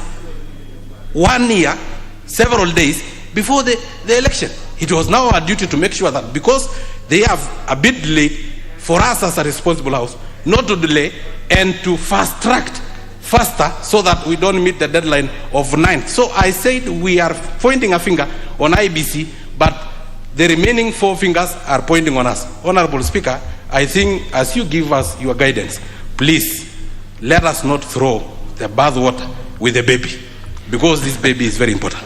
Thank you. Now, before I give the member for MY a chance to comment, but please, honourable members, from the very basics, remember under Article 118, we are actually obligated as a House to undertake public participation in whatever we do, either in our committees or even as plenary. And in our rules, we are provided for the mechanisms of doing that, so that whenever papers are laid here, bills, we refer them to the committees, after which the committees sit and agree when it is that they will invite the public to come and appear. And that is a constitutional requirement that we cannot run away from. Ordinarily, you do not also receive the documents on Thursday, and then you are required, and the deadline is Monday, and then when do you do the public participation? You must give the public also reasonable time, not less than 7 days to appear, because they must appear prepared. So, sometimes some of these things, they are not very complicated, but if we make them very complicated, member for Mhaya. Thank you, Honorable Speaker, for giving me this chance. Honorable Speaker, I also watched this and followed everything. But what I thought that the IEBC chair wanted to come out is almost what has come out from the immediate speaker who just spoke before me. that he wanted to create a grey lacuna within the country and the mindset of the people of Kenya, that finally it will be Parliament that will be resisting these regulations. And you can see, if the debate would take that kind of route, then would be blamed for having refused to deal with this regulation, despite the fact, I thank Honorable Junet, that he has pointed out that these regulations came late. So finally, the sitting members and who are here will be looked upon as people who did not want this to happen. And as they reach the ground, Honorable Speaker, they will be having a certain tint on them that they were against this particular regulation.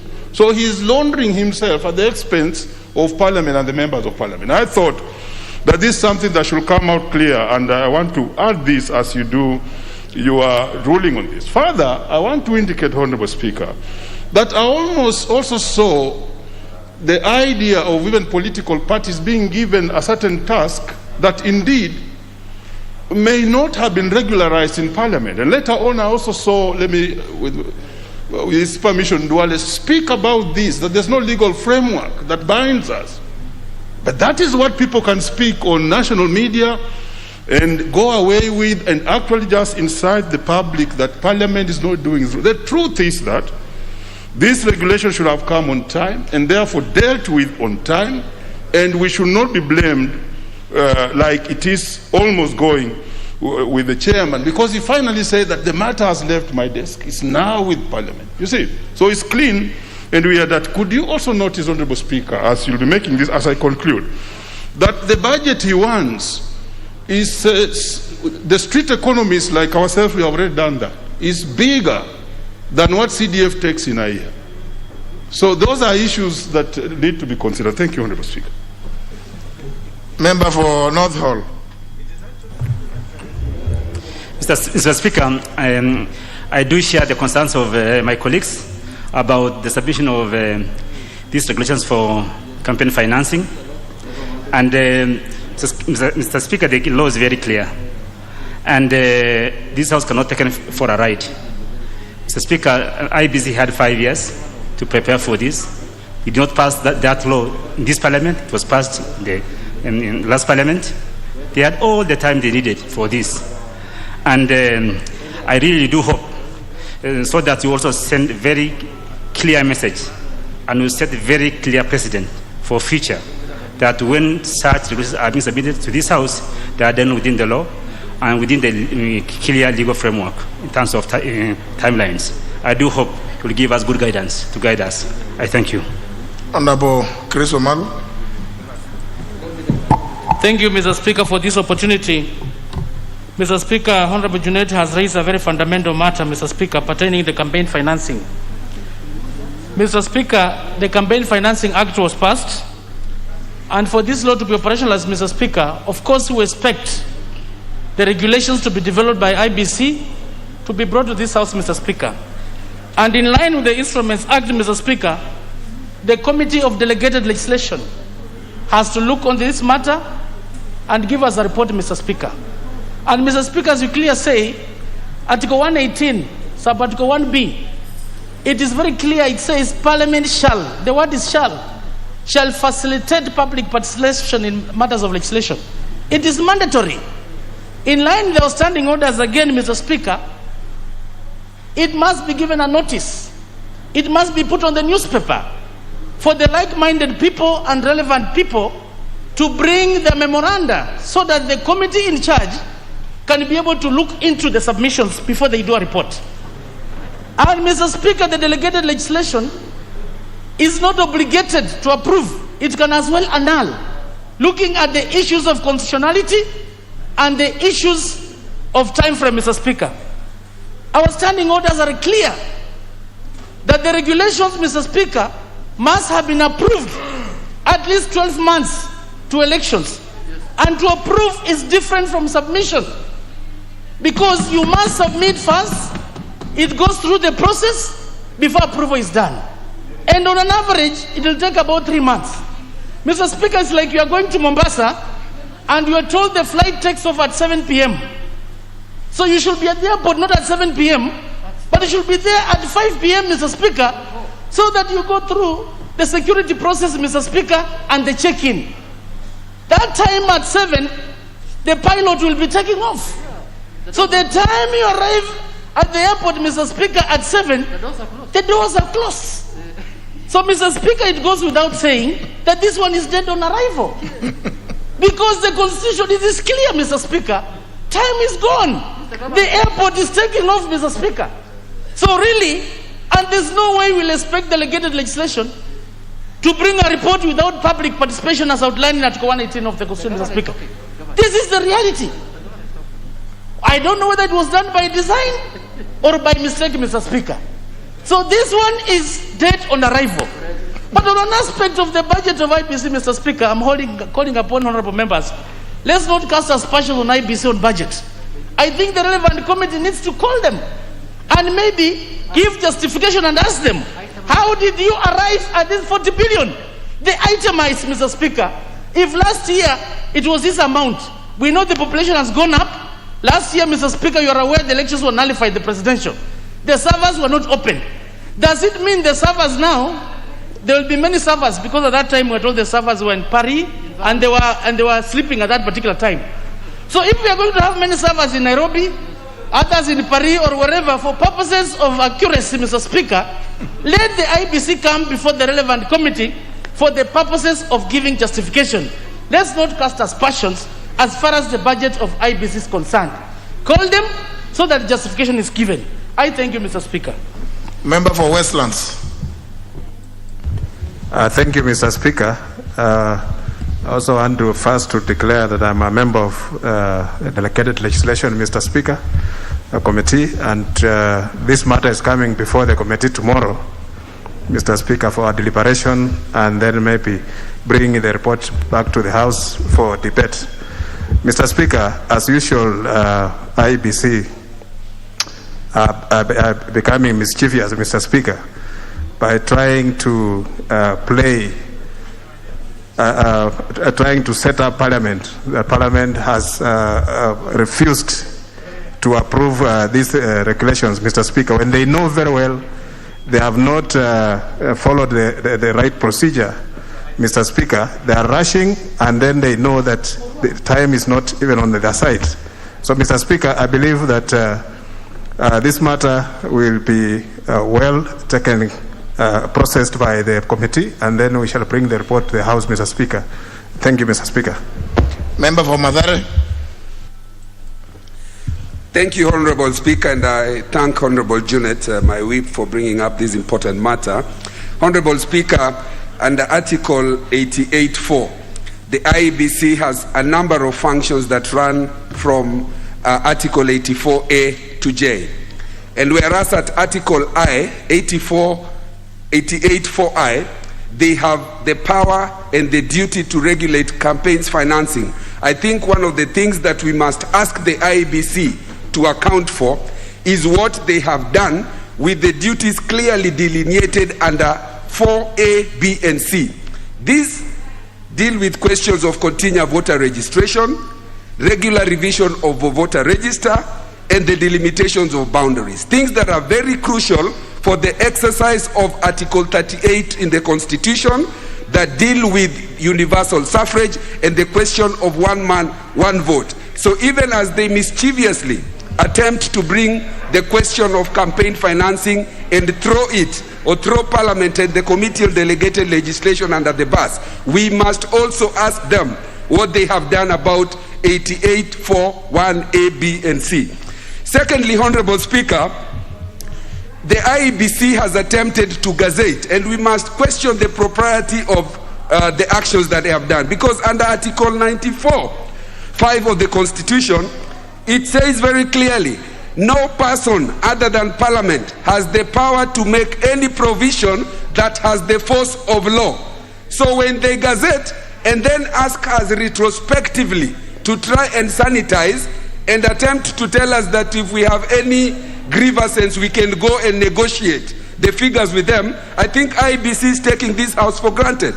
Number 3, and which is my final point, the question of public participation has clearly been demonstrated and delineated here.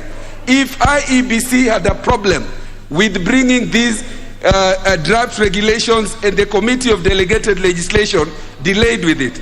I sit in the Jailer Committee, which oversights IEBC. I sit in CIOC. We have had very many interactions with them, and I can confirm they have not raised a single question on delayed questions or processing of these regulations. So I support the plan has taken off, and it is too late in the day to ask Parliament to deal with these questions. Thank you.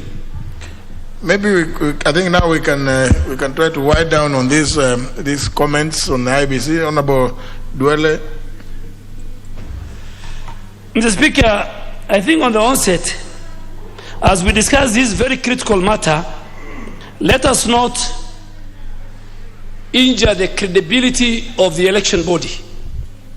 Because as we go 1 year to the general election, it is upon us as leaders to make sure that we give fair judgment of the body. And the Speaker, including you as a front runner in the next election, this is the referee that is going to decide, you and ourselves.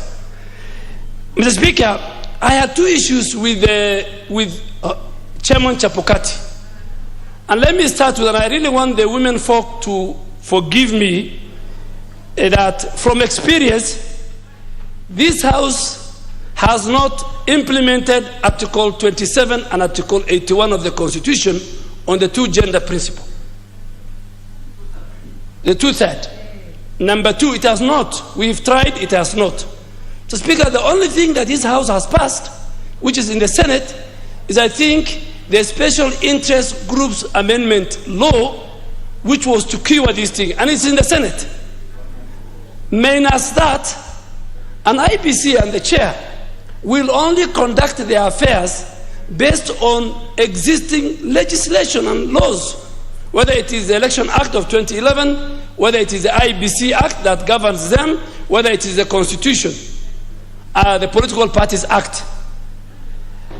The chairman is purporting to use, Mr. Speaker, an advisory opinion from the High Court in the petition number 17 of 2017, where it was between Katiba Institute and IEBC, where the court said, and I'll quote the judgment, it says, ask IEBC to use administrative methods in implementing the gender principle. So, Mr. Speaker, IEBC cannot enforce and ask parties to present a nomination list based on a law that don't exist. If the people of Garissa, if ODM or UDA or Jubilee conducts a nomination in Garissa Township, if the followers of that party decide to elect a man, so be it.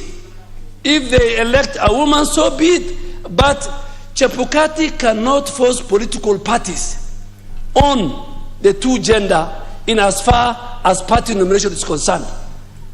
That, I think, Mr. Speaker, it was wrong. Secondly, Mr. Speaker, I want members to read the Campaign Financing Act that this House passed, and more so Section 12 and 13.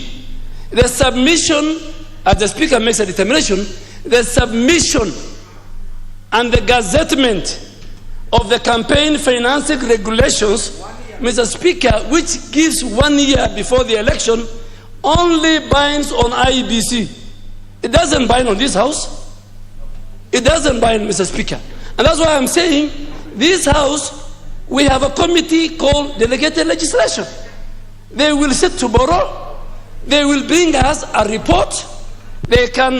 We can decide to agree with them. So, Mr. Speaker, Honorable Chair of IEBC complied with the Campaign Financing Act to make sure that he gazetted just before midnight of the 9th of August 2021. Mr. Speaker, I did. Secondly, no, Chair, you know, my predecessor, that is not how you talk to when a member is on his feet. No, you know, Honorable Junaid is right. He's asking point of order. Section 29, you can read it, but I think, because I'm on the floor, so The matter is before us, and we'll deal it. And Mr. Speaker, let me say it. In fact, IEBC has many, many other regulations they must bring to this House in preparation for the 2022. Speaker, you know, when a ranking member and the leader of majority emeritus is on. Now, Honorable Junet, what's your point of order now? No, Mr. Speaker, with due respect to the former majority leader, it was not my intention to interrupt him. But Mr. Speaker, you know, when he came late, when you get into the debate midway, you may lose track of some issue. Mr. Speaker, he said in this House of Record, he said that the 12 months is only binding to IEBC to gazette the regulations, Mr. Speaker. No, they did. But in terms of presentation to Parliament also, Mr. Speaker, the 12 months binds, Mr. Speaker. We should make it clear to Kenyans, because we are legislating on behalf of Kenya, Mr. Speaker, that it is the regulations to be gazetted by IEBC 12 months to the election, and they can only be enforced in terms of law when you bring it to Parliament, Mr. Speaker. The gazettement of IEBC of those regulations is just like gazettement of any other thing, Mr. Speaker. But if it is supposed to have the enforcement of law, Mr. Speaker, it can only be done by this House, Mr. Speaker. And it should have been brought to this House, Mr. Speaker, 12 months to the election, Mr. Speaker. I wanted to get that. Chair, I totally agree with the Honorable Junet that the final word, the final powers lies with this House. Whether he gazettes 10 times, it is null and void. And that is what the Statutory Instrument Act says. In fact, not only for Chairman Chapukati, it's for anybody bringing statutory instruments, regulations to this House. First, he must gazette it. But the powers lies with the delegated legislation. And that's why the delegated legislation, some of the regulations, they will bring it to the House for approval, like the VAT. There are some, they don't need to. They can annul and go away. Mr. Speaker, because I had the benefit to go to TV last night, and I don't go to TV unless I do research. And I want to read for the House, Mr. Speaker, that the Election Campaign Financing Act number 42 of 2013 in section 12 provides that IEBC shall, at least 12 months before the general election, by notice in Gazette notice prescribes the limit: A, total contribution; B, contribution from a single source; C, paid up media coverage; D, loan from forming part of the contribution. In as far as section 12 of the Campaigning Financing Act, the chair of IEBC has not committed a crime. Whether this House will agree with him or not, this House can say, you have brought it late. This House can even say, they can even reduce the figure. You know, Chair, if you allow me, let me finish. I mean, Honorable Junet, in fact, what he did was information. Chair, secondly, it is notable that 12 months timeline is on IEBC to gazette. That's what the Act is saying. Mr. Speaker, let us not talk out of it, out of ignorance. If you want to challenge me, you challenge me on a section. So, Mr. Speaker, then if IEBC was wrong, why did the leader of majority table the regulations? You should not have agreed to table the regulations. You table it on Thursday. The moment the regulations, you have tabled it, and the Speaker submitted it to the delegated legislation, the train has left the station, Mr. Leader of Majority. The next course we are waiting for is for the delegated legislation led by Chair Kamket to come and tell the House whether there was an illegality, whether there was a procedural thing. But I agree with Honorable Junet and the rest that you are given 1 year and then you bring midnight of the last day of the year. That is mischievous. In fact, it was, let's say, even 1 year. Let's say you could have even brought it last year, August. Last year, August was the time given to him. Mr. Speaker, on the matter of the 40 billion, on the matter of 40 billion, Mr. Speaker, democracy is expensive. If this country can get a credible free, fair, and peaceful election. We are talking of a budget of 3.3 trillion. What is 40 billion? If that can give us a credible, free, fair, and peaceful election. Secondly, Mr. Speaker, this money is not thrown away. This money is audited by an independent office of the Auditor General in accordance with the Constitution and the Public Audit Act. So, Mr. Speaker, I think, again, the committee that oversights IEBC, they just...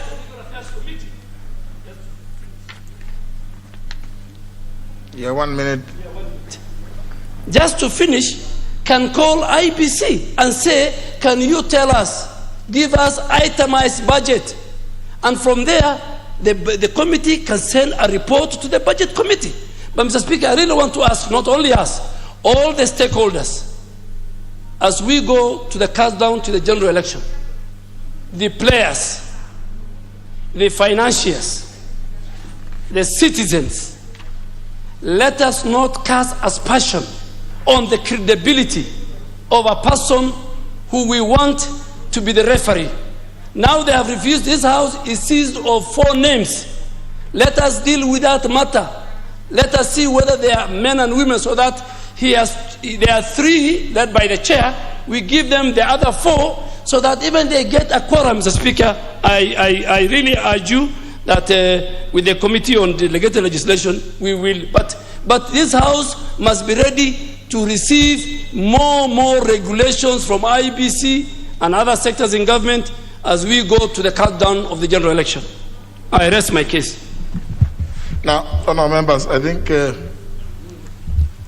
let us now try to put this matter to rest.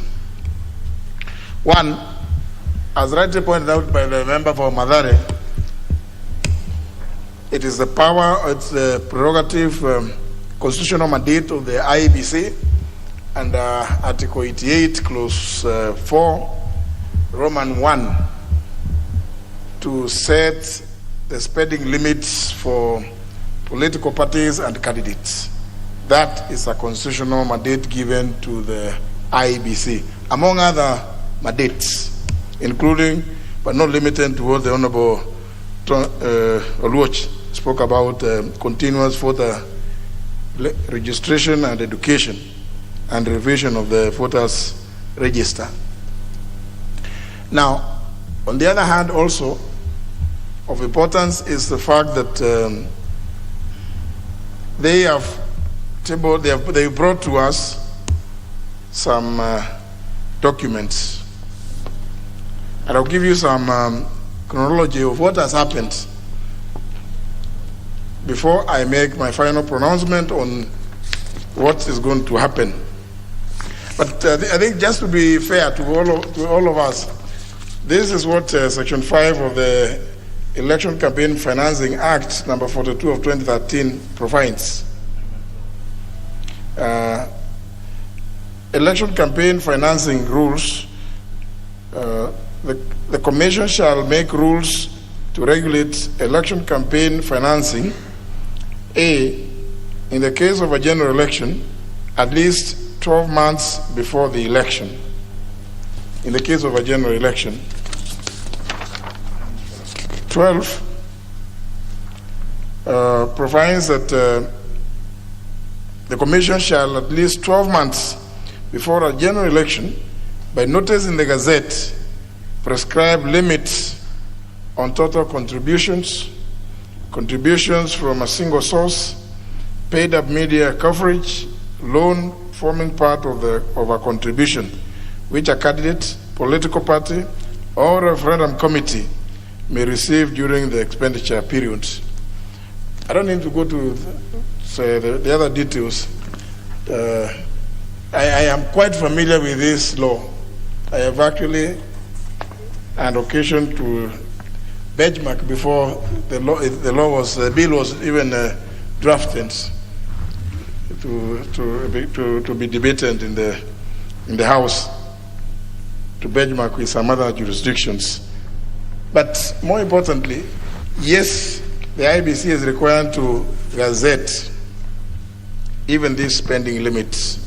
But Section 29 is a clincher because it provides the Commission may make regulations for the better performance of its functions under this Act, and such regulations shall be laid before the National Assembly, emphasis, National Assembly, for approval before they are published in the Gazette. Before they are published in the Gazette. So honourable members, I'm reading this because, as you know, when you're making law, sometimes you provide that certain regulation-making bodies and/or authorities may come up with regulations, may come up with proposed regulations and gazette them. But there is a requirement under the Statutory Instruments Act that if you gazette, then you must table before the National Assembly within 7 days. Once gazetted, such in other laws, once gazetted, they have the force of law until they are annulled through our own processes on our members.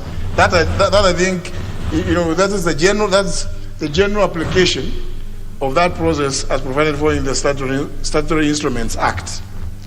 But for avoidance of doubt, we took a different path when enacting the Campaign Financing Act. Yes, and the finance bills. They don't take effect until approved. So this is specific.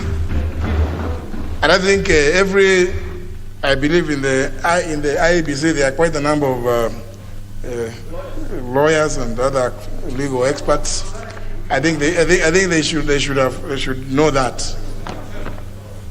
But again, none of members, I go by what the Honorable Timonyonyi has said, that his committee, and I can see another very active member of that committee, the Honorable Murugara is here, will be looking at these instruments, notwithstanding what we are saying here.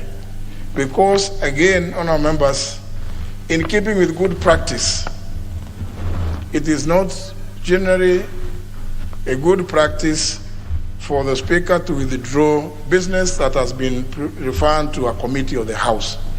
It is good that the committee looks at whatever business that has been referred to it, makes its report before the House, so that the House makes a determination one way or other, either agreeing with the committee or disagreeing with the committee or proposing amendments to what the committee has come up with, because the committee is a creature of the House.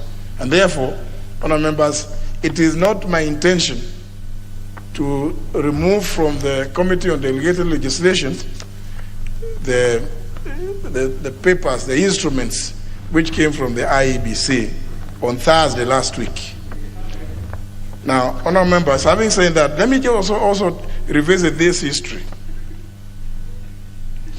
There's something that they brought here, which was referred as the Election Campaign Financing Regulations 2016. And the report of the Committee on Delegated Legislation on its consideration of the Election Campaign Financing Regulations of 2016 was laid on the table of the House on Tuesday, December 20th, 2016, morning sitting, and notice given that pursuant to the provisions of Sections 18 and 19 of the Statutory Instruments Act 2013 and standing under 210 subsections 4, paragraph B of the House, recommendation 1, the House was requested to reject the draft Election Campaign Financing Regulations 2016 as they contravened Section 5 of the Election Campaign Financing Act 2013 and Section 13A of the Statutory Instruments Act of 2013. Remember, I've just read out to you Section 5. It's on the 12 months. 2, resolves that the Justice and Legal Affairs Committee introduces relevant legislation to amend appropriate sections of the Election Campaign Financing Act 2013, particularly Sections 5 and 18, to give suitable timelines for compliance to enable the Independent Electoral Boundaries Commission submit fresh regulations for approval. Honourable members, the Committee on Delegated Legislation of the last Parliament, in making this recommendation, and in mind that if the timelines in Section 5 could be reduced, then the IEBC could be given a chance to resuscitate, it's like bring back to life what came to Parliament as a corpse.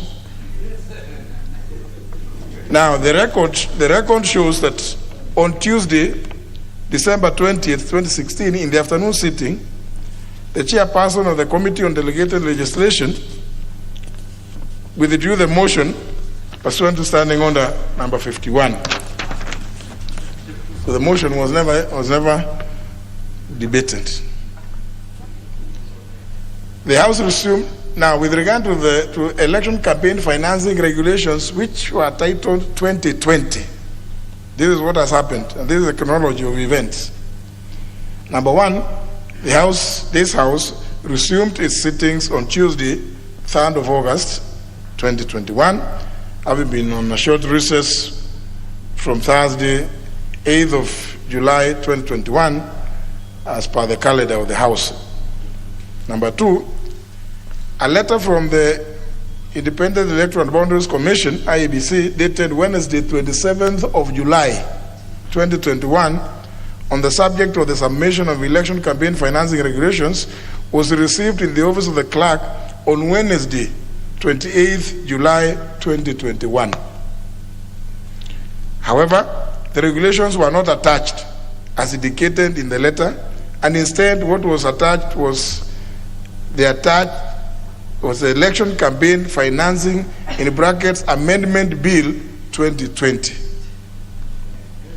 Number four, on Wednesday, 4th of August, a day after we resumed, last week, the Director, Legal Affairs, wrote an email to the IEBC communicating the error and asking that they send the regulations to enable the National Assembly process the same as required by law. Number five, on Wednesday, the same Wednesday, 4th of August, through an email, IEBC sent the regulations reading 2016 instead of 2020. This error was brought to the attention of the IEBC, and they were requested again to send the correct copy. Number six, on Thursday, 5th of August, 2021, through an email, IEBC sent the correct copy of the regulations. And on the same day, which was Thursday last week, the draft election campaign financing regulations 2020 and accompanying explanatory memorandum were laid before the House by the majority party whip on behalf of the leader of the majority party and referred to the Committee on Delegated Legislation. Immediately after the regulations were tabled, the Speaker issued a communication on the same and urged the committee to expedite the process of consideration of the draft regulations and table their report. Of course, taking into account that it is fair that the committee also, in keeping with what Honorable Chris Wamalwa said, engages with the public participation. So the committee, the same draft regulations were referred to the committee on the same date. And as we've heard from the Honorable Tim Wanyonyi, the committee is due to have its sitting tomorrow and consider. Therefore, honourable members, the point is, remember in our standing order 210, I think one of you made a reference to it. Yes, standing order number 210, subsection 3, Roman J, is a requirement that a committee must consider whether there has been unreasonable delay in tabling of any instruments before the committee and make an appropriate recommendation to the House. But it is not fair for anybody out there to suggest that this House, has sat on any regulations meant to provide for expenditure, campaign financing for the next general elections. Should they feel that again that there is need to shorten the period, they are at liberty to approach the committee where the Honorable Oluoch sits and Honorable Murugara to propose an amendment to the Campaign Financing Act itself, Section 5 and Section 12, to reduce the period by which they are required. But remember, this requirement for 12 months is with regards to a general election. And therefore, this is a matter that has been with the IEBC for the longest time. Anybody can imagine. I don't think unless they have been holding night sessions to do other things, they should have, coming up with the regulation should have been easy. But remember again, there's a requirement in this act, Campaign Financing Act, that even in coming up with the regulations, they must show our Committee on Delegated Legislation that they have actually engaged the public. Even they themselves are required to engage the public. And therefore, it is not right for any of them or even any other person to try to hold the House as the one delaying the formulation and approval of the regulations. So, in keeping with good practice, as I said earlier, let our Committee on Delegated Legislation consider those instruments and make whatever recommendations they find appropriate in the circumstances, and the House will be also at liberty to debate the recommendations of the committee and resolve as necessary. I thank you, honourable members.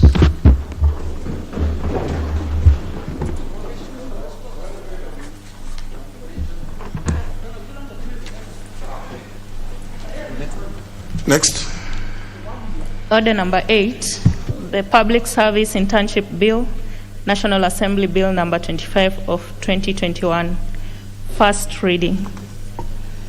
A bill for an act of Parliament to make provision for internship of college and university graduates in the public sector, to provide for hands-on training and acquisition of skills by graduates and for connected purposes.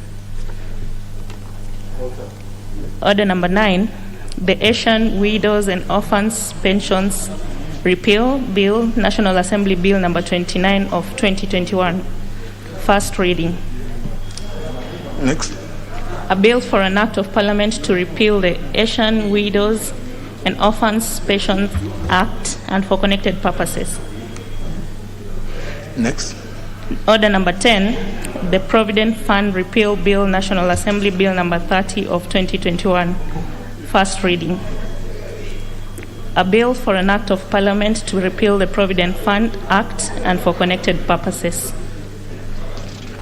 Order number 11, the National Hospital Insurance Fund Amendment Bill, National Assembly Bill number 21 of 2021, second reading.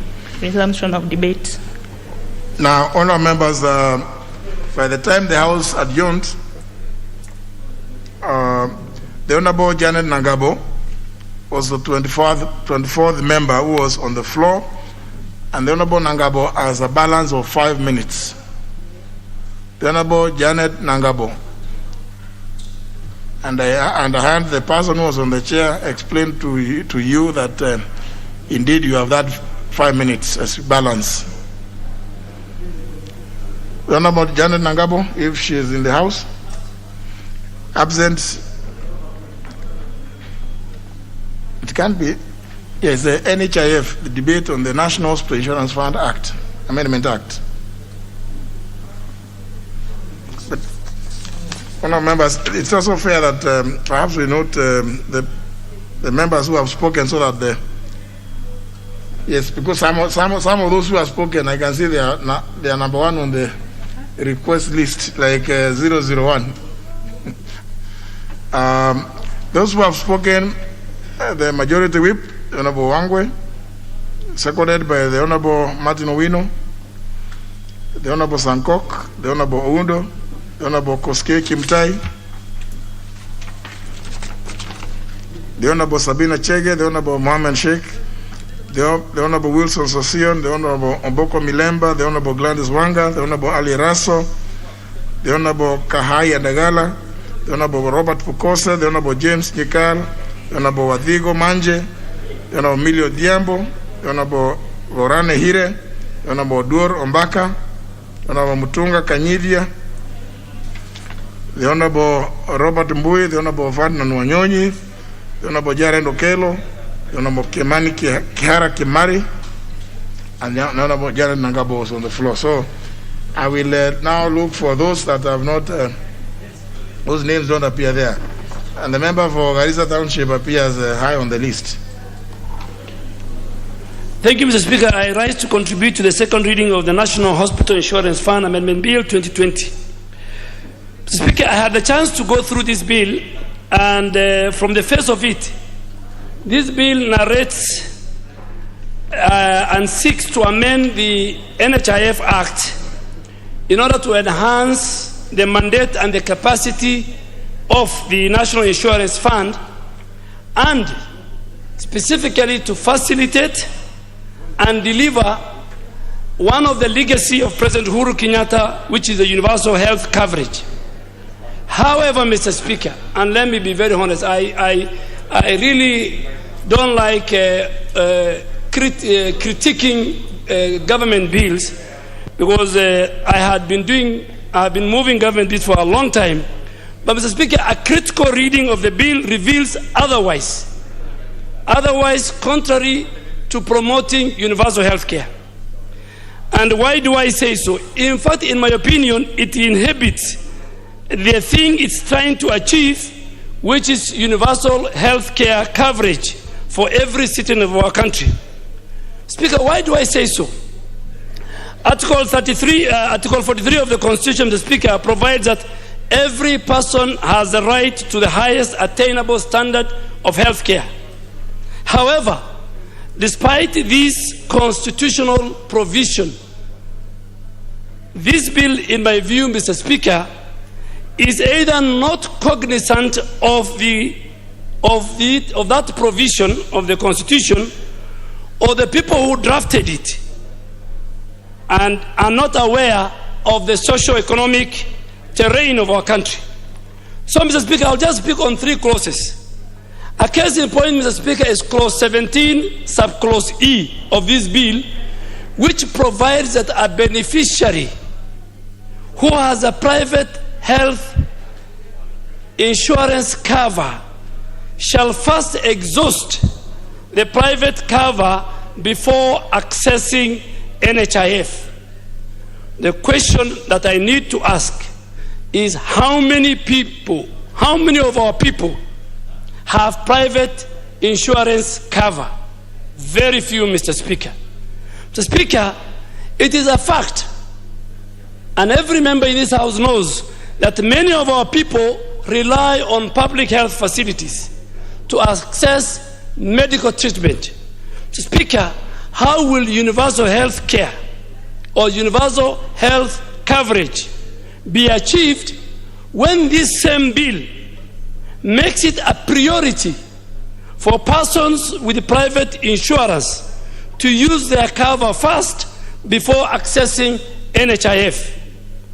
Should NHIF not be the first cover you apply to cover basic essential health package at public health facilities? The Wanjiko of this country go to public health facility to seek medical cover, Mr. Speaker. Mr. Speaker, is this bill not telling Wanjiko, sorry, go get a private insurance cover first and use it before you exhaust your NHIF cover? This is what we need to deal with when we come to the Committee of the Whole House. And Mr. Speaker, how many Kenyans can afford to get private insurance covers? And I think, Mr. Speaker, we need to tell Kenyans the truth, that this bill clearly negates the right of every Kenyan to access universal health care. Honorable Speaker, the second point is, which is worse still, that this bill has given unfettered power and discretion to the NHIF board in prescribing the number of beneficiaries that may access NHIF cover. So the question that I asked, Mr. Speaker, is what parameters exist that the board is using to guide in making a determination on the number of beneficiaries? Should the bill not have prescribed factors to be considered by the board in prescribing such limits of the people in a family who will access this cover, Mr. Speaker? This, in my view, Mr. Speaker, gives rooms for discretion and may leave many innocent beneficiaries out of the NHIF and out of the proposed universal health coverage, which is a good thing and a legacy of our president. Honorable Speaker, lastly, the drafters of this bill may also possibly not have appreciated the economic effects of the bill if it is enacted. And why do I say so? Looking at clause 10 of the bill, Mr. Speaker, it provides both the employers and employees to share and contribute what we call the matching contribution of the employees too. So everybody will contribute. Noting that, Mr. Speaker, there's no exception. In my opinion, there should have been an exception to the small, medium enterprises. The people who are running cottage industries. The moment you tell them, pay, you have to do a matching, pay for the people you employ, because they work on small profit margin, what they will do is they will lay them off. They will reduce the numbers.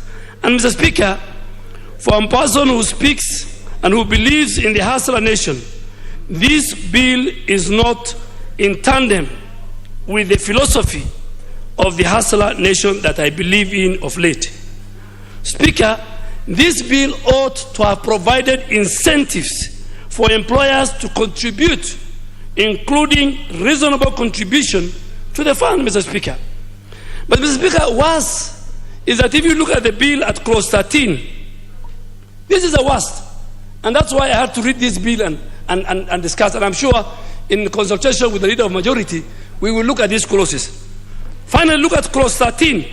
Clause 13 is creating a punitive penalty both for Wanjiku and the employer who fails to contribute to the fund. Speaker, that is very, very unfair to Wanjiku, who is basically on a survival mode faced by this COVID.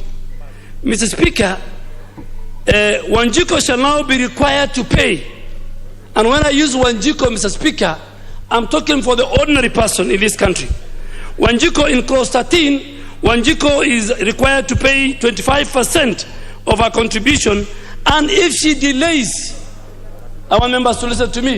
If Wanjiku delays... The Honorable Dwale, just hold on. The Honorable Onyango for Muhoroni, what is out of order? With my good friend, I would want to remind him that Wanjiku is no longer a name for an ordinary person. Wanjiku is a member of parliament. So he must remodel his assertion.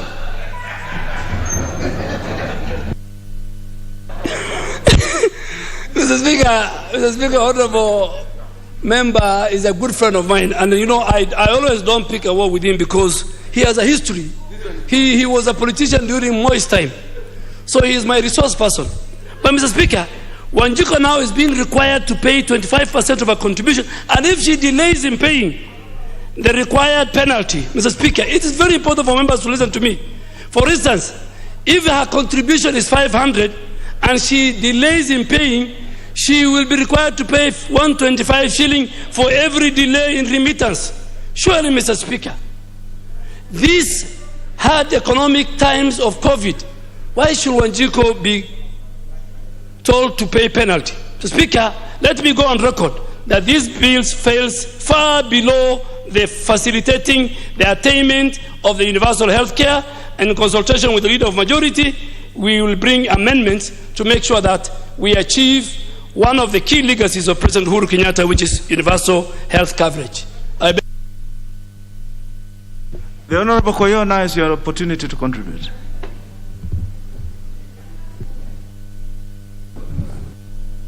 Thank you very much, Mr. Speaker, for giving me the opportunity. Mr. Speaker, on the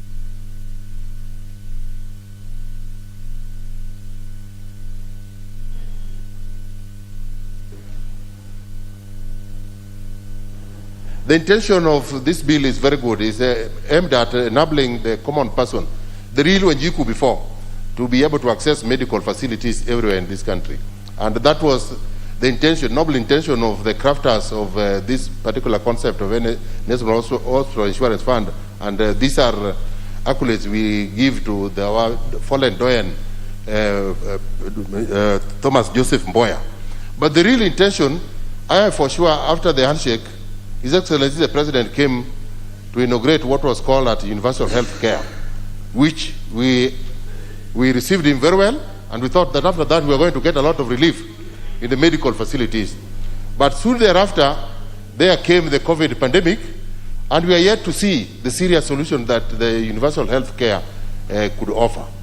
Apart from medical practitioners who are facilities who are benefiting from National Hospital Insurance Fund, the public gets very little benefit. So I think that we should take this bill seriously and make sure that we factor in issues that can really put smile in the face of the common person, and not only the ones that are enabling the owners of medical facilities to benefit all the way. We also need to not to give the board so much teeth, because all the returns that we have seen, or any manner of audit that has been done in National Hospital Fund has left the feelings of Kenyans very bad, because a lot of corruption has been in existence simply because the board has been given a lot of teeth. And I've seen in the bill, we still want to give the board more teeth. We still want even to remove. The ultimate intention is to use the opportunity to even remove people who are standing in for the donors. And I don't know how one can be a donor and then you don't have a position, a representation in an organization where you are the donor. So the ultimate intention is very good, but we need to put in more teeth, and I believe that members need to scrutinize the bill and bring on board issues and concepts that will benefit the ultimate intended person, which is Wanjiku, the real Wanjiku before we became a member of parliament. Otherwise, I support. The Honorable Iringo Kubai, member for Igembe Central. Thank you, Mr. Speaker, for giving me this opportunity to contribute to this important bill. Mr. Speaker, on the onset, I support, albeit I will suggest some amendments when it comes to the committee of the whole House. But in essence, Mr. Speaker, this bill is good in that it is trying to encompass, or to make at least, to have as many people as possible registered, and more so, even having the employers assist in having members to be registered, Mr. Speaker. Mr. Speaker, in the current present situation, Mr. Speaker, we are having a very big problem when it comes to medical issues, because most of our citizens, some of them or most of them, are either ignorant or they are not able to pay for the services, and more so, even those ones who are able to pay, they happen not to be where there are registered hospitals which offer the services, Mr. Speaker. And in this bill, Mr. Speaker, it is trying to cure or cover that gap which has already been created, whereby we are going to have as many as possible health providers who are inside the bracket, or who are able to, who are captured, and so that you can have most of the citizens who really need the services to get medical services as near to them as possible. Mr. Speaker,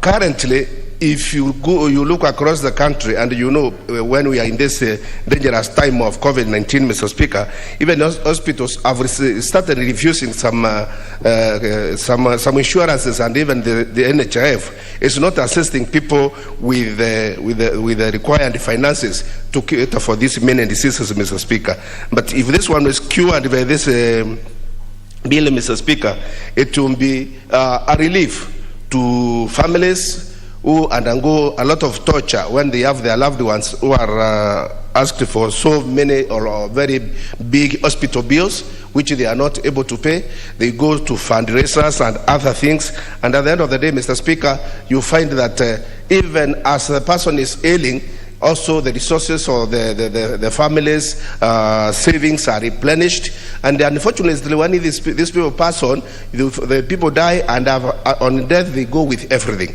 Mr. Speaker, NHIF is a very important government tool, but more so also it should be safeguarded and guarded religiously, because of late, Mr. Speaker, also you find that now there are gaps in the same NHIF, whereby you find that recently we had even some senior staff being relieved of their duties because of misappropriation, Mr. Speaker.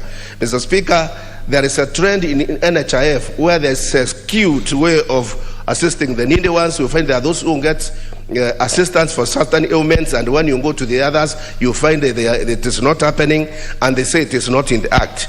This bill has captured that exactly where and who should benefit from this particular, from each and every particular ailment, Mr. Speaker, so that we don't have people going behind the doors, and one is getting a relief and the other one is not getting, Mr. Speaker. A case in mind, Mr. Speaker, is I had a patient who was sick and he was supposed to go to India for some treatment, and the NHIF, I was informed that they can cover up to 500,000 for that particular ailment. It became very difficult to get a straight answer from that office saying that they don't do it, Mr. Speaker. But when I went and used another person, it became easy, and that person, a patient, got money. Mr. Speaker, those double standards are the ones which need to be cured by this bill, whereby each and every citizen, doesn't matter from where you come from what status you are in, you must get the services as per. Secondly, Mr. Speaker, like one of the speakers has said, if we penalize people when they fail to pay, it will become a dangerous move, Mr. Speaker, because usually one doesn't fail to pay because he or she doesn't want or was forgotten. Sometimes they don't have money. They have even approached us as MPs. Personally, I've been approached by many that they say that my cover has elapsed for 3 months. Please assist me so that I can at least go and update my records. These penalties will be it will be something which will backfire on the government side, and more so it will bring hue and cry. And it should be considered that if one fails to pay, at least there should have been a reason, and the one is asked to update the records as per, but without penalties. Because this is not a profit-making body, Mr. Speaker. This is not a place where we want to make money from our citizens who are suffering in either ways, or who have got strained financially by other factors. It should be a fund. We should caution the citizens so that at least they can feel comfortable when they have those cans, when they fall ill, when they go to the hospital, and once they find that the services are provided as per required and through the correct system, then it will be even an encouragement to have even others to join the fund in big numbers. Mr. Speaker, this fund should be guarded again, as I said, religiously, and when it comes to the committee of the House and when we bring in amendments, Mr. Speaker, I will also come in with my amendments so that we can police it in as much as possible, so that it can be, once it is enacted, it will be a document which can serve this country for many years to come. I thank you, Mr. Speaker, and I support. The Honorable Rosanna Fasaris, member for Nairobi. Thank you, Mr. Speaker, sir. Mr. Speaker, sir, when we think of the agenda of the President in terms of universal health care, and we look at NHIF, I think we have to realize that NHIF is meant for the very vulnerable citizens of this country, the ones who really need medical attention and cannot afford high premiums. But we as members of parliament can afford high premiums. Many people in the private sector can afford high premiums. Unfortunately, NHIF has made certain covers available to civil servants, but they have not made covers available to other private entities that want to pay higher premium to get higher cover.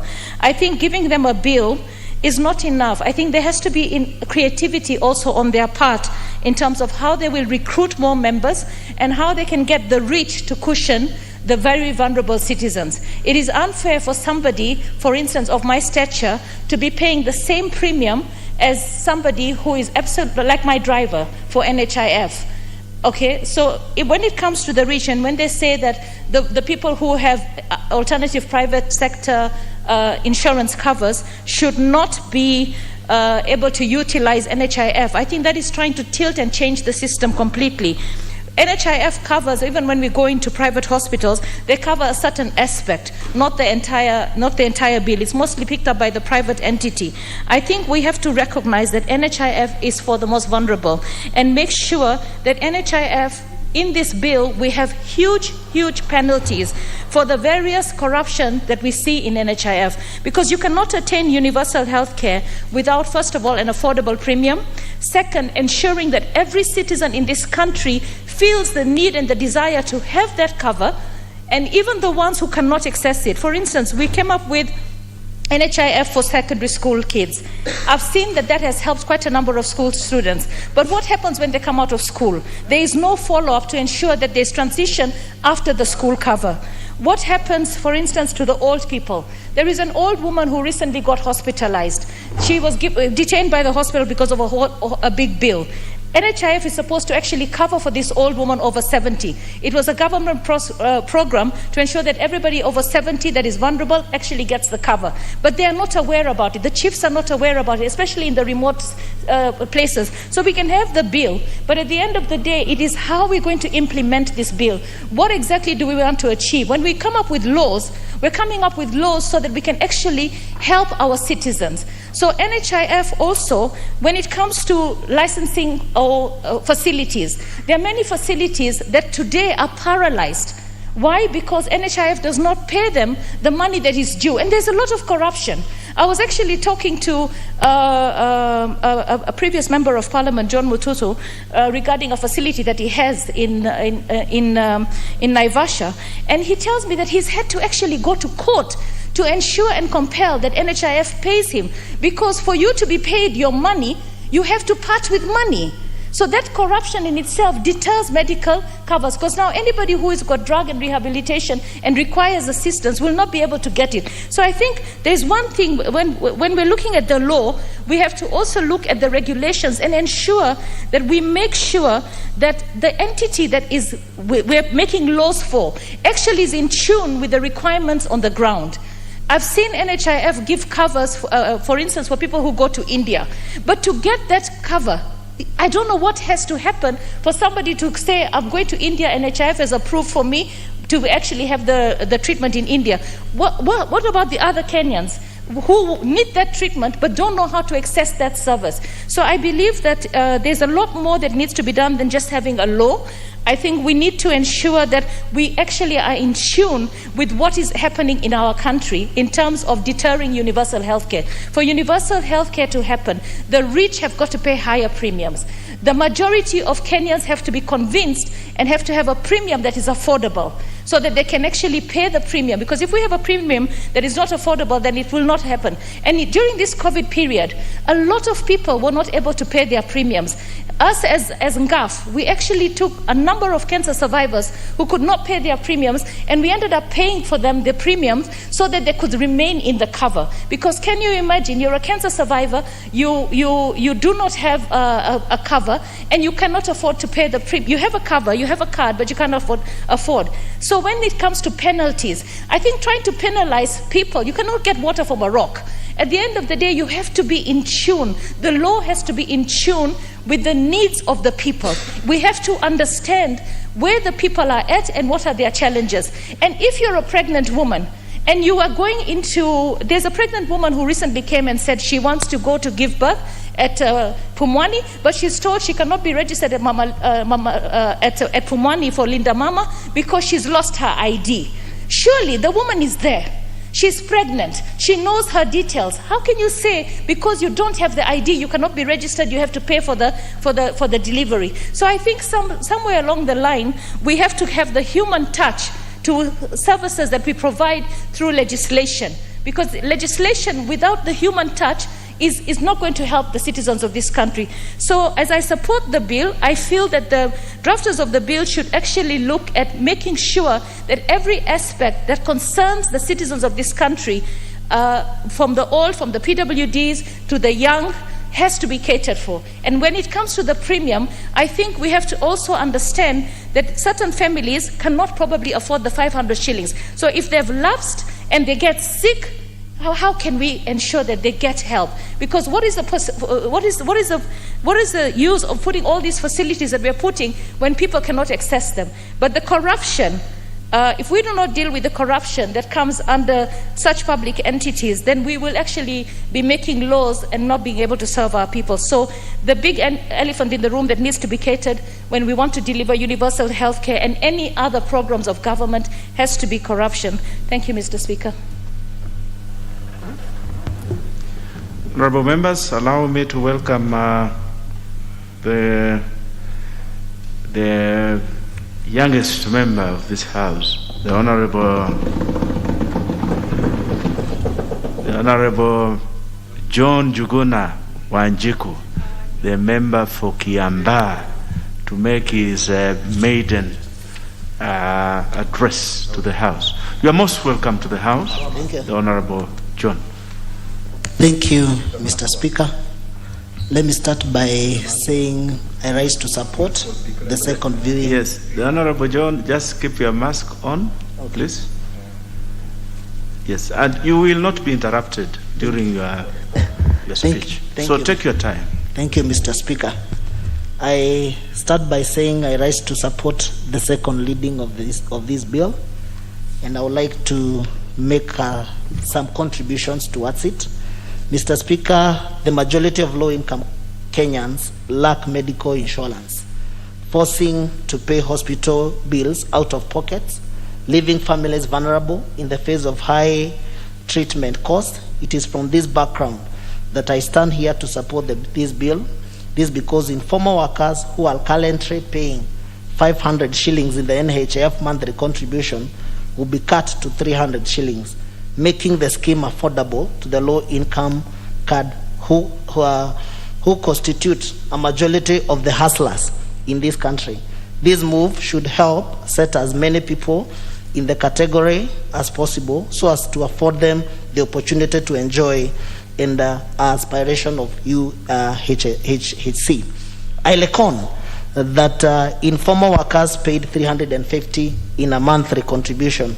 Before the rates, I increased to 500 6 years ago, a movement to boost NHIF corrections from the informal sector. However, this has been counterproductive due to affordability, thus lacking out access by the same group. These are groups whose daily troubles include access to food, thus they cannot be trapped into a high monthly subscription. Thus I round the intention of this bill, which is to ensure that many Kenyans, particularly persons who are in the informal sectors and those who are not working, cannot afford to pay NHIF contribution by reducing the rates from the current 500 per month to 300 shillings. Lowering of the monthly contribution will also help address the pain induced by coronavirus, induced by layoffs and salary cuts, which have forced more than half of NHIF active members to stop paying premiums.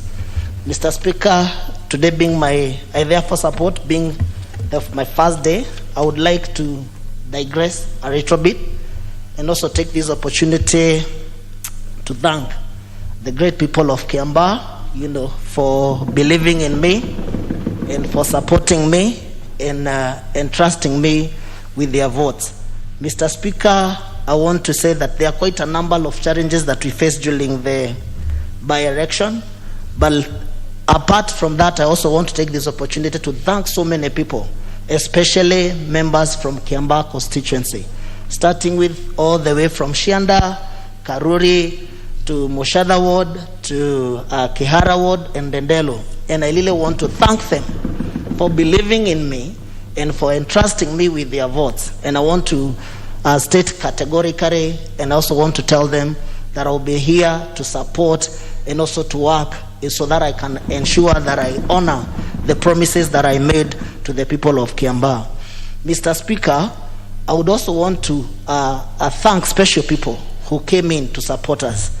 I want to take this opportunity to support the Deputy President of the Republic of Kenya, being the chief crack hustler, for believing in a hustler like me, a chicken intestine vendor who did not have a father or who did not have a name, who did not have a big name, but he believed in me and he gave me an opportunity and also to mentor in a cause and also several causes that he made to ensure that we are praying and also to support me morally for ensuring that at the end of the day we are doing our campaign and we ensure that we deliver, the Kiambaa seat, the Hustler Nation. I seriously appreciate and thank the Deputy President. Secondly, there are other hustlers generally from the Republic of Kenya who are supporting the Hustler Nation and Hustler narrative. Generals from this house, starting from Mheshimiwa Honorable Dede Nyoro, Mheshimiwa Kimani Ichung'wah, Mheshimiwa Rigathi Gachagua, Mheshimiwa George Kariuki, Mheshimiwa Jane Kihara, and also for supporting me and believing also in me. They gave me an opportunity to market myself to the Kiambaa people, to sell my ideas, some of them being ensuring that we will ensure that we give bursary to the people of Kiambaa in a transparency manner that has never happened before, ensuring that we're gonna increase and ensure that we ensure that we model and we build schools that will help the Kiambaa people so that at the end of the day we can be able to take our kids to a good environment where our students and how our children will be going to school too. I also want to take this opportunity to thank the UDA party. They gave me an opportunity without asking me 1,000,001 questions. I would want to thank the Madam SG, Veronica Maina, because the first day that there was a by-election, I went to her office and she believed in me and gave me an opportunity, to be heard. And from that, today is a story. Today, I'm a member of Parliament for Kiambaa, a constituency that we have never had an opportunity, to erect a young member of Parliament, being the first young member of Parliament from Kiambaa constituency. I take that opportunity to thank them. I also want to thank the women of Kenya, and especially for Kiambaa. It is the first time the single mothers from Kiambaa constituencies, I want to tell them that it doesn't matter the challenges that you are facing today. It doesn't matter as you bring up those young kids. It doesn't matter who is their father. It doesn't matter where the families that they come from. But I want to encourage them that wherever they are, and this one I also want to sincerely thank even if she's not around, my late mother, Philomena Wanjiko Karanja, for believing in me also and also giving me an opportunity and also bringing me up in a manner that, other kids, are being brought up in. So I want to take that opportunity to thank the women of this great republic and tell them that they can still, their children, they can still make it. If I made it to be a member of Parliament for Kiambaa, it doesn't matter where you are coming from. One day, as long as you have a dream, as long as you have a vision, as long as you have something, you have your faith in God, one day you become what you believe in. I will also thank the Almighty God, for keeping me alive and also for ensuring that the kind of a by-election that we witnessed in Kiambaa constituency, Mr. Speaker, I take this opportunity to seriously and condemn, that the government for bringing up machineries that we have never witnessed before in Kiambaa. Kiambaa election is a very peaceful area. We have never had, violence before. But some of the cars, the chiefs being in uniforms, coming to bribe people And I would like to ask the government of the Republic of Kenya, allow Kenyans to make their own decision when it comes their democratic right to elect the leaders that they want them to represent them, whether in Parliament, whether in the National Assembly, whether in the Senate, or whether it is the President. Let us give the Kenyans an opportunity to democratically exercise their democratic right without influencing. And I sincerely thank the Kiambaa people, because even after all those intimidations that happened during the election day, they did not bow down to pressure. They did not bow down, to victimization. They decided and they elected me as their member of parliament with UDA ticket. I thank all the people of Kiambaa. I take this opportunity to also thank, this hustler nation in the whole Republic of Kenya. And I want to tell them, if they had any doubt that the hustler nation is Lil, I'm a good example, Mr. Speaker, that the hustler nation is Lil. I was a chicken intestine vendor. I got an opportunity. I had a dream that I never thought that maybe one day I'll be a member of parliament. And today God has made it possible. So the hustler nation, and when it all start talking about bottom-up thing or economics, it is true that you can start from somewhere and you become something in this Republic of Kenya. Thank you, Mr. Speaker. I stand to support. You are most welcome to the House, the Honorable Wanjiku, and thank you for believing in the beauty of your dreams, and I wish you well. I also wish the people of Kiambaa well as you lead them. May God bless you. We shall have now contribution from the Honorable Obo Mohammed, member for Lamu. She's not in the House. The Honorable Mizigi Mneni, member for Taita. Thank you, Mr. Speaker. And from the onset, I wish to take this opportunity to congratulate the newest kid on the block in Parliament, and for that very awesome support there. Mr. Speaker, I also want from the onset to support the amendments on the NHIF bill. I want to say, Mr. Speaker, is that we have lost life. The way and the number of people who are dying, this situation is really worrying, Mr. Speaker. Mr. Speaker, burials have become the order of the day.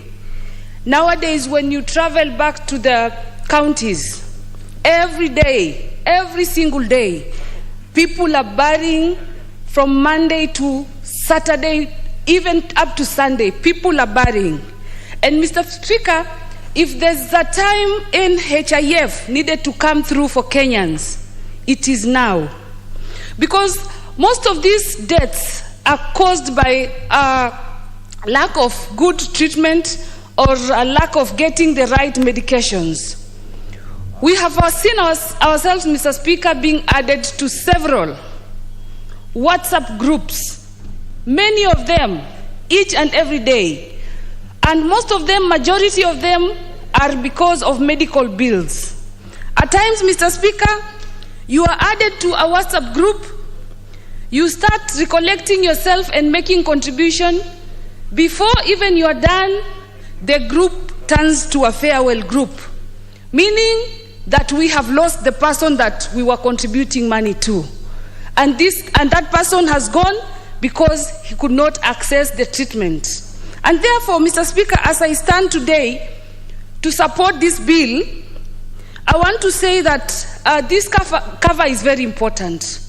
And NHIF should also do a lot of civic education and awareness, telling people how important this cover is, so that everybody can be well aware of this cover, because we have realized as much as we are doing it, but majority of the people are not aware of how important this cover can be, or how important it can come through. So therefore, I support, Mr. Speaker, because I have gone through the bill, I've read it, and it's going to be better than the way it was before. So thank you, Mr. Speaker, for giving this opportunity, and I support.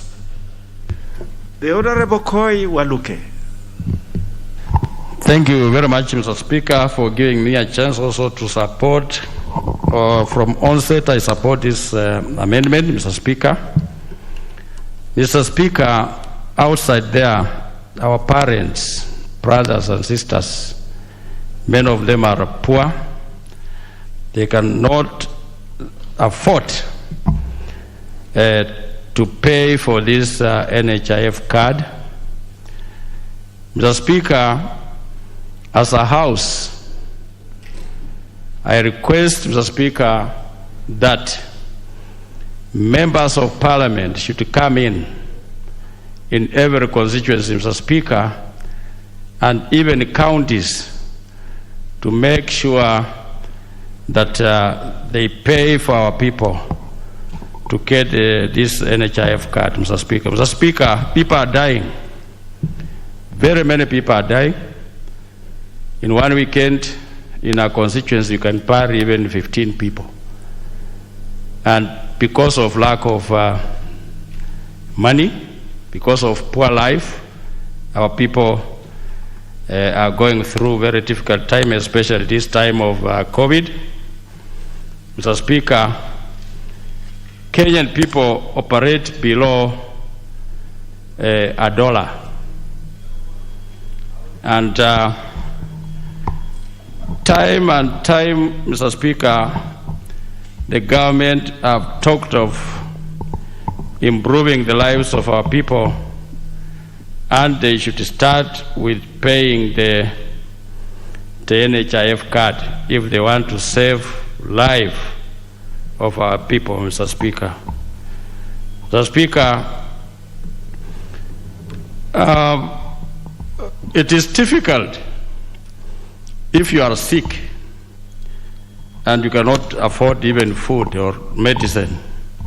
One should be medicine and then food to make you feel like you are a Kenyan, and our people live like refugees in their own country.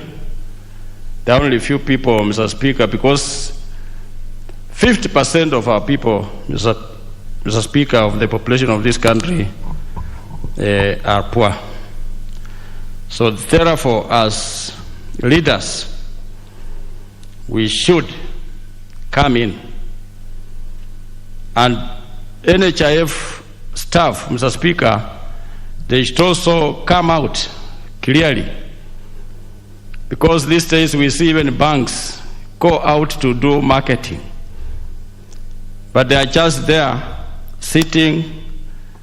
They don't even educate the community to know what is NHIF. So the MD for NHIF should come out with these people. I saw the other day CS Matiang'i, who is a minister in Interior, doing marketing for NHIF. But I've never seen the NHIF themselves coming out to do marketing to the people of Kenya, to tell them the importance of NHIF card, Mr. Speaker. But all the same, Mr. Speaker, I support the amendment. Thank you, Mr. Speaker. I support. The Honorable Ombaki Machogu, member for Nyaribari Masaba.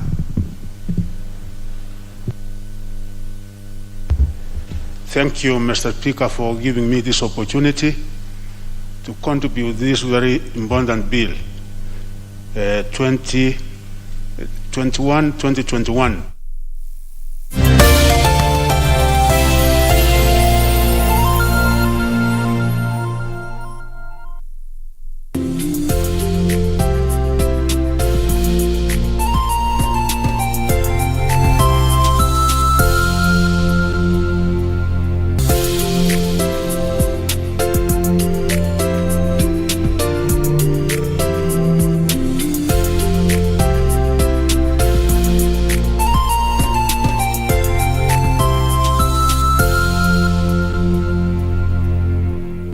Quiero amarte de una forma diferente, de otro modo nunca. She told me the truth. That's why I'm here. I want to see my parents. But don't you think it's time that we call a doctor?